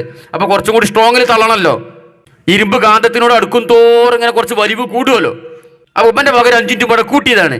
ഇരിക്കട്ടെ, ഇവന്റെ ഈ തള്ളലുണ്ടല്ല, ഈ വണ്ടി മർക്കസിന്റെ മുമ്പിൽ നിശ്ചലമായി എന്ന് പറഞ്ഞ ഉപ്പന്മാരെ ഈ തള്ളൽ ഇതൊക്കെ ഉണ്ടാക്കുകയാണ്. മർക്കസായിട്ടുള്ള ബന്ധം, മടവൂരിന് മർക്കസായിട്ടുള്ള ബന്ധം, കാന്തപുരത്തിനുള്ള ബന്ധം പറഞ്ഞുണ്ടാക്കുകയാണ്. ഇതിനെ ഈക്കക്കാർ പൊളിക്കുന്നുണ്ട് കേട്ടോളി.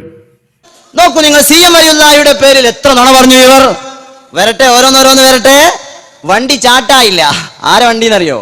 നമ്മളെ പകരം മുഹമ്മദ് ഹസനിന്റെ വണ്ടി ചാട്ടായില്ല. അയാളെ കേട്ടോക്കൂ.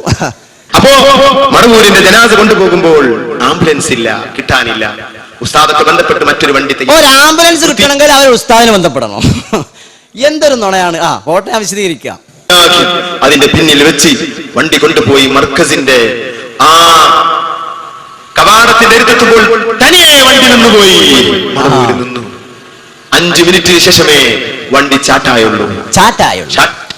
എന്റെ പ്രിയപ്പെട്ട പറഞ്ഞു വരുന്ന എന്താ സൂചിപ്പിച്ചു തരാം. മഹാനായ CM വലിയുള്ളാഹി ഖദ്ദസല്ലാഹു സിറഹുൽ അസീസ് വഫാത്തായത് കോഴിക്കോട് വെച്ചാണല്ലോ, മൂപ്പന്റെ വീട്ടിൽ.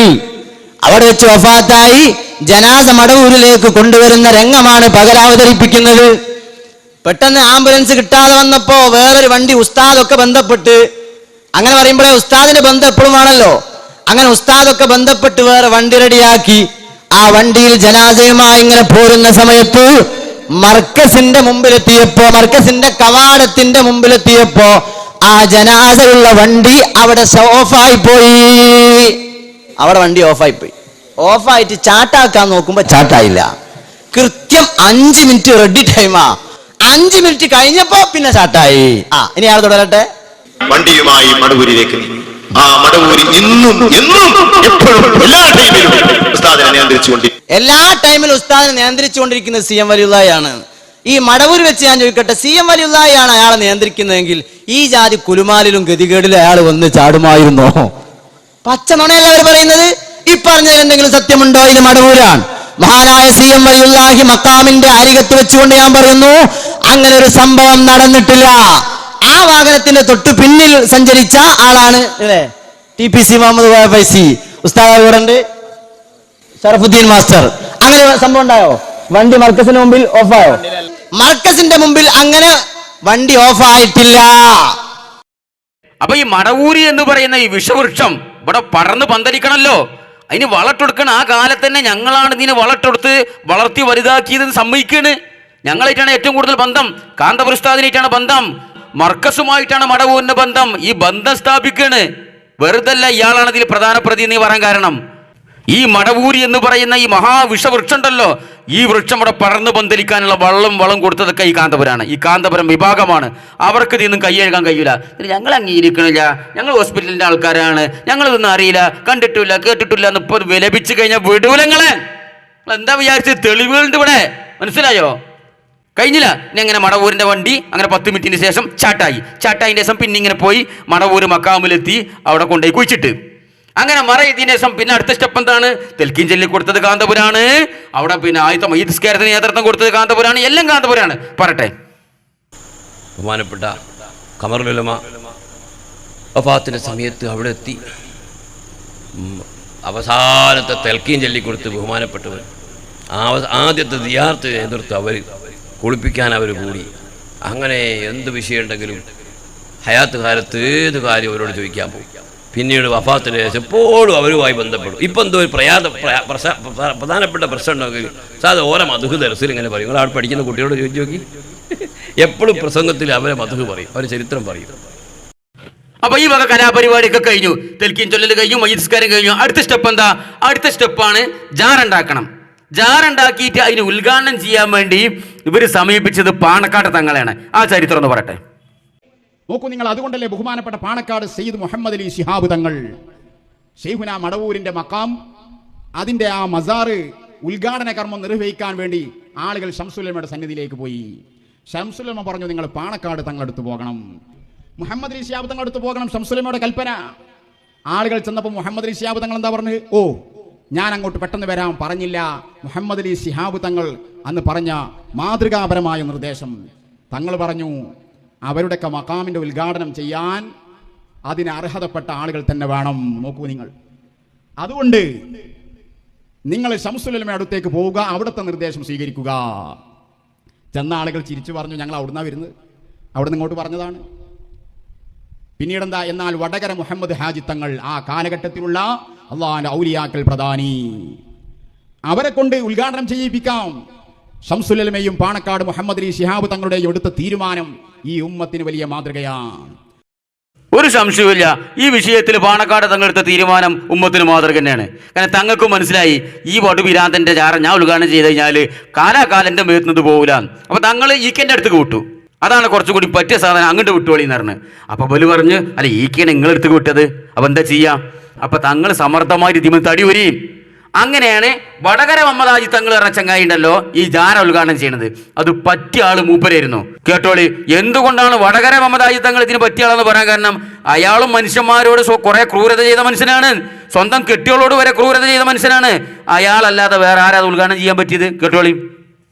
വടകര മുഹമ്മദ് തങ്ങൾ പാപ്പാണ് കേട്ടില്ല നിങ്ങൾ? എന്റെ ഷെയ്ഖാണ്, എന്നെ വാക്കിയാത്തിലേക്ക് പറഞ്ഞേച്ച മഹാനാണ് വടകര മുഹമ്മദ് തങ്ങൾ പാപ്പ. ആ വടകര തങ്ങളെ ഭാര്യ രാത്രി 11:45 വരെ അവിടെ വരുന്ന ആളുകൾക്ക് ഫുള്ള് വെള്ളം കൊടുക്കും.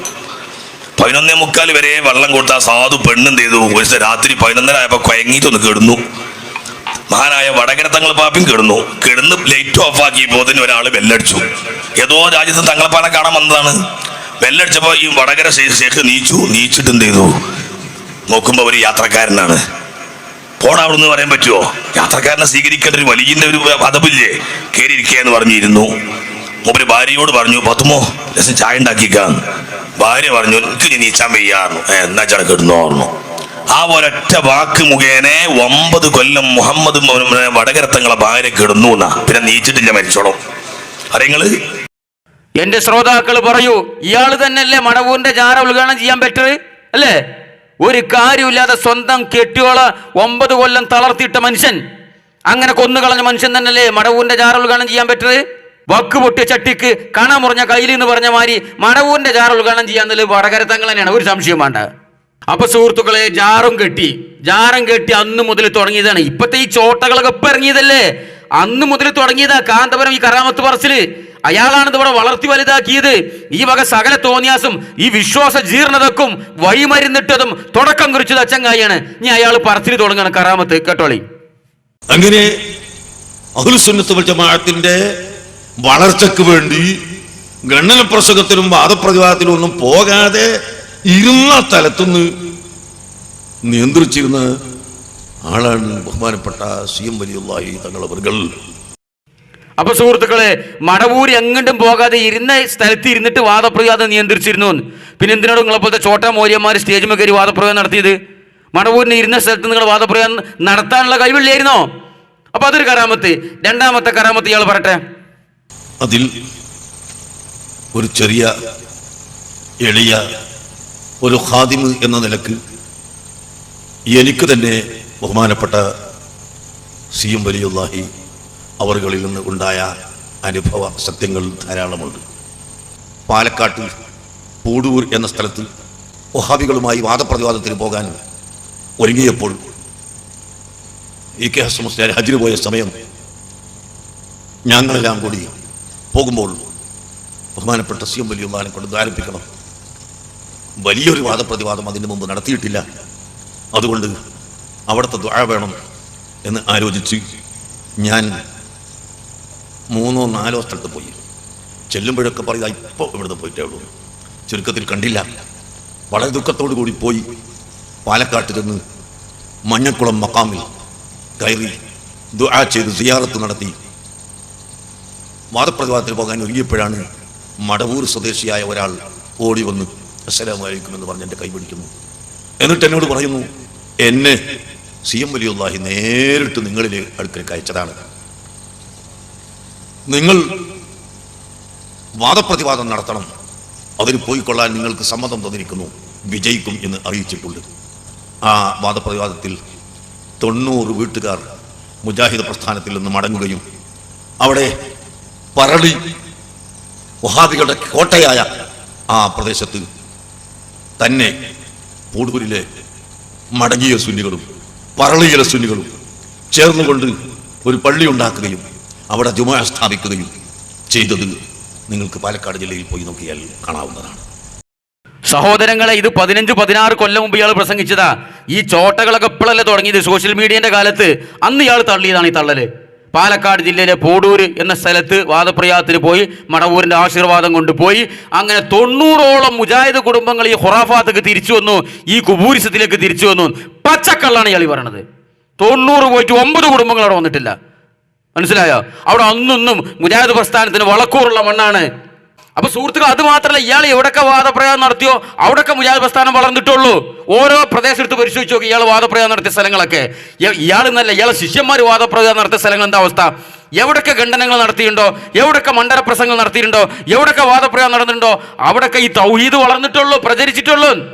90 കുടുംബങ്ങൾ പറളിയിൽ ഒന്നായിട്ടുണ്ട് ഖുറാഫാത്തിലേക്ക് കടന്നു വന്നിട്ട് അവിടെ പള്ളി ഉണ്ടാക്കി. കാക്ക തള്ളി വിടുകയാണ്. അന്ന് തുടങ്ങിയ തള്ളലാണ് ഇയാള്. മനസ്സിലായോ? ഇയാളെ ഇന്നും നിയന്ത്രിച്ചു കൊണ്ടിരിക്കുന്ന മടവൂരാണ് അയാൾ പറയണത്. ശൈഖുൽ മശായിഖ് സുൽത്താനുൽ ഔലിയ ഖുതുബുൽ ഔലിയ ശൈഖ് മുഹമ്മദ് അബൂബക്കർ റളിയല്ലാഹു അൻഹു ഖദ്ദസല്ലാഹു സിറഹു ബഹുമാനപ്പെട്ടവർ ആണ് അവിടുത്തെ ജീവിതകാലത്ത് എന്നെ നിയന്ത്രിച്ചിട്ടുള്ളത്. എൻ്റെ നിയന്ത്രണവും എൻ്റെ ജീവിതവും അവിടുത്തെ തദ്ബീറിലായിരുന്നു. ആ തദ്ബീർ തന്നെ അവിടുത്തെ വഫാത്തിൻ്റെ ശേഷവും ഉണ്ട്. യാതൊരു കുറവും വരുത്താതെ ഹയാത്ത് കാലത്തുള്ള അതേ തദ്ബീർ എനിക്ക് ഇപ്പോഴും ലഭിച്ചുകൊണ്ടിരിക്കുകയുമാണ്. അപ്പൊ ഇയാളെ ജീവിതകാലത്തും ഇന്നും തദ്ബീർ ചെയ്തുകൊണ്ടിരിക്കുന്നത് 35 കൊല്ലം മുമ്പ് കോഴിക്കോട് നിന്ന് മരണപ്പെട്ടു പോയ ഈ മാനസിക രോഗിയായ മടവൂരാണ് അയാൾ പറഞ്ഞത്. എന്നിട്ട് എന്തോടോ ഇക്കണ്ട കുലുമാലിലൊക്കെ ഇയാൾ വന്ന് ചാടുന്നത്? ഇയാൾ ചാടാത്ത കുലുമാലുണ്ടോ കേരളത്തിൽ? ഇയാൾ ഉണ്ടാക്കാത്ത വിവാദമുണ്ടോ? ഇപ്പൊ സ്വന്തം അനുയായികൾ വരെ തള്ളി പറഞ്ഞില്ല. എത്ര ആൾക്കാർ തള്ളി പറഞ്ഞു? എവിടെ ഇയാൾക്ക് രക്ഷ കിട്ടിയിട്ടുള്ളത്? മടവൂർ താങ്ങിയിട്ടുള്ളത് ഇയാളെ എന്താ ഇയാൾ ഈ പറഞ്ഞുകൊണ്ടിരിക്കുന്നത്? ഇന്നും തദ്ബീർ ചെയ്തുകൊണ്ടിരിക്കുന്നത് മടവൂരാണ്. എന്നിട്ടോ ഇയാൾക്ക് അസുഖം വന്നപ്പോൾ തെതുബീർ ചെയ്യാൻ ഒരു മടവൂരുണ്ടായില്ല. നേരെ മുജാഹിദിന്റെ ഹോസ്പിറ്റലിൽ പോയിക്കൊണ്ട് 1.5 മാസം കിടന്ന്. അപ്പൊ ഈ മടവൂരിന്റെ പേരിലുള്ള ഈ തള്ളൽ കഥകൾ പ്രചരിപ്പിക്കാൻ അന്നും ഇന്നും എല്ലാ കാലത്തും മുൻപന്തിയിലുണ്ടായിരുന്ന കാന്തപുരം അബൂബക്കർ മുസ്ലിയാരാണ് ഈ മടവൂരിന്റെ അനുയായികൾക്ക് ഉണ്ടായിക്കൊണ്ടിരിക്കുന്ന എല്ലാ അപകടങ്ങളുടെയും കാരണം. പ്രധാന പ്രതി ഒന്ന് ഇയാളാണ്, മനസ്സിലായിക്കോളി. അത് സിറാജുദ്ദീൻ ലത്തീഫിന്റെ ഭാര്യ മരിച്ചതുൾപ്പെടെ അതിൽ മടവൂരിന്റെ കറാമത്ത് പ്രതീക്ഷിച്ചാണ് അവൻ കാത്തിരുന്നതെങ്കിൽ അതിന്റെ മൂലകാരണം പകരയും കാന്തപുരവുമാണ്. ഇവരൊക്കെ ഈ അനുയായികളെ മസ്തിഷ്കത്തിലേക്ക് ഈ വിഷവിത്ത് കടത്തിവിട്ടത്, അത് വളർത്തി വലുതാക്കിയത്, അതിന് വെള്ളവും വളവും നൽകിയിട്ട് വളർത്തി വലുതാക്കി ഈ അനുയായികളുടെ ഈ മണ്ടയിൽ മടവൂർമാനിയ എന്ന അസുഖം പടർത്തിവിട്ടതിന്റെ 1-ാം പ്രതി ഇയാളാണ്, ഈ കാന്തപുരം അബൂബക്കർ മൊയ്ലാര്. എന്താ സംശയം? എന്നിട്ട് ഇപ്പൊ ഇയാളെ അവസ്ഥ എന്താ? പേരിച്ചായിനെ തുരത്താൻ പാണ്ടനായിനെ വാങ്ങിയേറണ മാതിരിയാണ് ഇപ്പൊ ഇയാളെ അവസ്ഥ. പെരിച്ചായി ഏറ്റ വന്നതുമില്ല, അവസാനം പാണ്ടനായി പരക്കാരനെ തന്നെ കടിക്കണ അവസ്ഥയിലാണ്. ഈ മടവൂരി എന്ന് പറയുന്ന ഈ പാണ്ടനായിനെ ഇയാൾ വളർത്തി എന്തിനാണെന്നറിയോ? ഈ സംഘടനാ ഭിന്നിപ്പില് EK ഗ്രൂപ്പൊന്നും നുഴഞ്ഞു കയറുന്ന പെരിച്ചായികളെ കടിച്ചാൻ വേണ്ടിയിട്ടാണ്. മനസ്സിലായോ? അപ്പൊ അവസാനം പാണ്ടനായി പരക്കാരനെ കടിച്ചു. ഇപ്പൊ ഈ മടവൂരിക്കാരനെ ഇയാളുടെ അനുയായികൾ ഇയാളെ ക്രൂശിച്ചു കൊണ്ടിരിക്കുകയാണ്. എല്ലാ പാപ്പമാരും ഇയാളെ തലയിൽ ഇട്ട് കൊടുക്കണം, പ്രത്യേകിച്ച് ഈ കുരുവട്ടൂരികൾ വരെ. ഇപ്പൊ മടവൂരിനെ കൊണ്ട പോലെ കുടുങ്ങിയിട്ടുള്ളത്, മനസ്സിലായോ? പാണ്ടനായിന്റെ ആ കടിന്റെ ഊക്കും ആ കറാമത്തിന്റെ കോലും ആ ശൗര്യം, പല്ലിന്റെ ശൗര്യം കുറെ കാലം വരൊക്കെ പാടി നടന്നു. പക്ഷെ പാണ്ടനായുടെ പല്ലിന് ശൗര്യം പണ്ടേ പോലെ ഫലിക്കുന്നില്ല. ഇതാണ് ഇപ്പോഴത്തെ അവസ്ഥ. മറ്റെല്ലാം പാണ്ടനായിന്റെ തരീക്കായിരുന്നു. വീടിന്റെ മുമ്പിൽ ഒരു പെരിച്ചായി എത്തെടുക്കുകയും ചെയ്യും, അത് നമ്മളെ പാണ്ടനായി കടിച്ചതാട്ടോ. വീടിന്റെ റോഡിന്റെ മുമ്പിൽ ഇലക്ട്രിക് കമ്പി മുന്നിൽ ഒരു കാക്ക ഷോക്ക് അടിച്ച് ചെത്തെടുക്കണമെങ്കിൽ അതും നമ്മളെ പാണ്ടനായി കടിച്ചതാട്ടോ. എല്ലാം പാണ്ടനായിക്ക് അതിന് ക്രെഡിറ്റ്. ഇപ്പൊ ഈ പാണ്ടനായിനെ കൊണ്ട് പോലും കുടുങ്ങി എന്നുള്ളതാണ് പോലെ അവസ്ഥ, മനസ്സിലായോ? സുഹൃത്തുക്കളെ, ഞാൻ വെറുതെ പറയില്ല. APEK ഭിന്നിപ്പുണ്ടായ സമയത്ത് തമ്മിൽ അങ്ങോട്ടും ഇങ്ങോട്ടും കുത്താനും മാന്താനുമാണ് ഇവർ മടവൂരിനെ ഉപയോഗിച്ചിരുന്നത്. മടവൂർ ഞങ്ങളെ കൂടെയാണ് ഒരു വിഭാഗം, മടവൂർ ഞങ്ങളെ കൂടെയാണ്. ഞങ്ങളെ നേതാവായ ഉള്ളാൾ തങ്ങളോട് പറഞ്ഞിട്ടുണ്ട്, അൻത അലൽ ഹക്ക്, EK കഫറായി പോയിട്ടുണ്ട് എന്ന് പറഞ്ഞിട്ട് എത്ര കാലം വിവാദം ഉണ്ടാക്കി നടന്ന്. അപ്പൊ മടവൂരിന്റെ പോലീസും കറാമത്തൊക്കെ ഞങ്ങളെയാണ് സംരക്ഷിച്ചു കൊണ്ടിരിക്കുന്നത് പറഞ്ഞ് പ്രചരിപ്പിച്ച ആളുകളാണ് ഇവൻ. സത്യത്തിൽ മടവൂർ ആരായിരുന്നു? മടവൂർ 2 സമസ്തിനെ അംഗീകരിച്ചിരുന്നു. 2 കൂട്ടരും തല്ലിക്കുക, മടവൂർ നടുവിൽ നിന്നിട്ട്. അങ്ങനെ 2 കൂട്ടരും തമ്മിൽ തല്ല, കുറെ ആൾക്കാർ തമ്മിൽ തച്ചു, പള്ളി 2ആക്കി, മദ്രസ 2ആക്കി, മഹല്ലിൽ കുഴപ്പമുണ്ടാക്കി, കുടുംബം കലക്കി, കൊലപാതകം വരെ നടത്തി. ഇതാണ് മടവൂർ ചെയ്ത പണി. 2 കൂട്ടരും പിന്തുണച്ചു. വെറുതെ ഞാൻ ഈ പറയുന്നത്, മടവൂർ ശൈത്താനിയത്ത് ബാധിച്ച ആളാണ്, ഒറിജിനൽ ശൈത്താൻ ബാധിച്ച ആളാണ്. അതുകൊണ്ടാണ് ഈ കേരള മുസ്ലിങ്ങൾക്കിടയിൽ കുടുംബം കൽക്കാൻ മടവൂരിന് കഴിഞ്ഞു, മഹല്ലിൽ ഭിന്നിപ്പുണ്ടാക്കാൻ മടവൂരിന് കഴിഞ്ഞു, ഏട്ടനി അനിയനും തമ്മിൽ തല്ലിക്കാൻ മടവൂരിന് കഴിഞ്ഞു, ബാപ്പാനും മക്കളെയും തെറ്റിക്കാൻ മടവൂരിന് കഴിഞ്ഞു, കൊലപാതകം നടത്താൻ മടവൂരിന് കഴിഞ്ഞു. മടവൂർ 2 കൂട്ടരും നടുവിൽ നിന്നിട്ട് നിങ്ങൾ 2 കൂട്ടരും ശരിയാണ് പറഞ്ഞു, അതും വിശ്വസിച്ചുകൊണ്ട് 2 കൂട്ടരും ഇങ്ങനെ തല്ലാൻ തുടങ്ങി. അങ്ങനെ ഭിന്നിപ്പുണ്ടാക്കി. പറങ്ങള് മടവൂർ ശൈത്താൻ ബാധിച്ച ആളല്ലേ? അയാൾ കേരള മുസ്ലിങ്ങൾക്ക് എന്ത് സംഭാവനയാണ് ചെയ്തത് അല്ലേ? ഇവരെന്നെ പറയട്ടെ, മടവൂർ 2 കൂട്ടരും അംഗീകരിച്ചിരുന്നു. ബഹുമാനപ്പെട്ട CM വലിയുള്ളായി മഹാനവറുകളുടെ ആത്മീയ സാന്നിധ്യത്തിൽ അവരുടെ പിൻബലത്തിലും പിന്തുണയോട് കൂടിയാണ് 2 വിഭാഗവും ഇവിടെ പ്രവർത്തിച്ചു പോകുന്നത്. അവരൊക്കെ സംഘടനയുടെ ഔന്നത്യം തെളിയിക്കുന്നതും ഞങ്ങളാണ് യഥാർത്ഥ സംഘടന എന്നൊക്കെ പറയുന്നതും ഈ മഹാന്റെ പിൻബലത്തിലും പിന്തുണയോട് കൂടിയായിരുന്നു. അപ്പൊ സുഹൃത്തുക്കളെ, ഇതായിരുന്നു മടവൂര്. ഈ മടവൂർ എന്ന് പറഞ്ഞിരുന്ന ഈ വ്യക്തി ഉണ്ടല്ലോ, ഇവരെ ഈ സംഘടനാ തൊഴുത്തിലെ ചാണകങ്ങളും വേസ്റ്റുകളും അങ്ങോട്ടും ഇങ്ങോട്ടും നീക്കാനുള്ള ഒരു പൊട്ടക്കൈക്കോട്ടായിരുന്നത്. അങ്ങനെ തൊഴുത്തിന്റെ ബാക്കിലുള്ള ഒരു പൊട്ടക്കൈക്കോട്ട് ചാണം നീക്കാനുള്ള, അന്ന് അങ്ങോട്ട് നീക്കാനും ഇങ്ങോട്ട് വലിച്ചാനും. അങ്ങനെ സംഘടനാ തൊഴുത്തിലെ ഈ വേസ്റ്റുകളും ചാണകങ്ങളും അങ്ങോട്ടും ഇങ്ങോട്ടും നീക്കാൻ വേണ്ടിയുള്ള ഒരു പൊട്ടക്കൈക്കോട്ട് മാത്രമായിരുന്നു മടവൂര്, വേറെ ഒന്നുമല്ല മടവൂര്. ഇയാൾ മുദബ്ബിറുലാലമും അല്ല, കുത്തുബുല്ലാലമും അല്ല, വലിയും അല്ല. ഒരു മുസ്ലിമിനുണ്ടാകേണ്ട അടിസ്ഥാന ക്വാളിറ്റി പോലും ഇയാൾക്കില്ലായിരുന്നു. ഇയാളൊരു മണവും ഗുണവും ഇല്ലാത്തൊരു സാധനമായിരുന്നു മടവൂര്. ആ മടവൂരാണ് ഇന്ന് കേരള മുസ്ലിങ്ങൾക്കിടയിലുണ്ടായ ഈ വിശ്വാസ ജീർണതയുടെ ഈ അധപ്പതനത്തിന്റെ പ്രധാന പ്രതി. ഇതുമായി ബന്ധപ്പെട്ട് ഈ കള്ളക്കറാമത്ത് കഥകളുമായി ബന്ധപ്പെട്ട് ഈ വിശ്വാസ ജീർണതയുമായി ബന്ധപ്പെട്ട് നടക്കുന്ന എല്ലാ തോന്നിയാസങ്ങൾ, അത് സിറാജുദ്ദീൻ ലത്തീഫിന്റെ ഭാര്യയുടെ മരണം വരെയുള്ള കാര്യങ്ങളിൽ പ്രധാന പ്രതി മടവൂരാണ്, 2-ാം പ്രതി കാന്തപുരാണ്. മനസ്സിലായോ? ആ കാന്തപുരത്തിന്റെ കറാമത്ത് ഇങ്ങനെ, ഈ കാന്തപുരം മരിച്ചതിന്റെ ശേഷം ഇങ്ങനെ ആ മയ്യത്തും വെച്ച് ജീവിക്കണ്ടേ? അതിന് വേണ്ടിയുള്ള ശ്രമങ്ങളാണ് ഒരു ഭാഗത്ത് ഇപ്പോൾ നടന്നുകൊണ്ടിരിക്കുന്നത്. മനസ്സിലായോ? അതിന്റെ ഭാഗമാണ് മോൻ അബ്ദുൽ ഹക്കീം ബാപ്പാന്റെ കറാമത്ത് പൊലിപ്പിക്കാൻ വേണ്ടിയിട്ട് കണ്ണൂരുള്ള സത്താറിന് ഡയാലിസിസ് 1 മണ്ട 3 മണ്ട നമ്മൾ മാണ്ട എന്ന് പറഞ്ഞാൽ ഇല്ലാണ്ടാവും എന്നൊക്കെ പറഞ്ഞിട്ട് കറാമത്തൊന്ന് വളമ്പാൻ നോക്കിയതാണ്. അത് നനഞ്ഞ വടക്കം പോലെ തൂറ്റിപ്പോയി. മനസ്സിലായോ? ഇനി പറയാനുള്ള ഹക്കീമിനോടാണ്, കാന്തപുരത്തിന്റെ മോനോടാണ്, ഈ എന്റെ ബിസിനസ് സീറ്റിൽ മൂലക്ക നടന്നോ. പക്ഷേ ഈ സമുദായത്തിനകത്തേക്ക് ഈ വിശ്വാസ ജീർണത, ബാപ്പുണ്ടാക്കിട്ട ഈ ചീത്തപ്പേരുകളുണ്ടല്ലോ, അതിന്റെ പിന്നാലെ പോയിട്ട് അതിന്റെ ബാക്കി പിന്തുടരാനാണ്, അതിന്റെ ബാക്കി പ്രചരിപ്പിക്കാനാണ് നിന്റെ ഉദ്ദേശമെങ്കിൽ വിടില്ല, നിന്നെ തെരുവിൽ വിചാരണ ചെയ്യും. മനസ്സിലായോ? നിനക്കുമുണ്ടാകും തിരിച്ചടികള്. ഈ സിറാജുദ്ദീൻ ലത്തീഫിക്കുണ്ടായതുപോലെയുള്ള ദുരനുഭവങ്ങൾ നിന്റെ ജീവിതത്തിലും സംഭവിക്കുമെന്ന് നീ പ്രതീക്ഷിച്ചിരുന്നോ? ബാപ്പാന്റെ മരണശേഷം ബാപ്പാന്റെ മയ്യത്തും വെച്ചുകൊണ്ട് ഇങ്ങനെ കറാമത്തും പൊലിപ്പിച്ചുകൊണ്ട് ജീവിക്കാന്നുള്ള വല്ല പൂതി ഉണ്ടെങ്കിൽ ആ പൂതിക്ക് ഇപ്പൊ തന്നെ തീ കൊടുത്താളാ. ആ വെള്ളം അടുപ്പ് നിന്ന് വാങ്ങിച്ചാളാന്നാ പറയാള്. മനസ്സിലായോ? തൽക്കാലം വിഷയവുമായി ബന്ധപ്പെട്ട് ഇത്രയാണ് സംസാരിക്കാനുള്ളത്. ബാക്കി വിഷയങ്ങൾ അടുത്ത വീഡിയോയിൽ സംസാരിക്കാം ഇൻഷാ അല്ലാഹ്. അസ്സലാമു അലൈക്കും വറഹ്മത്തുള്ളാഹി.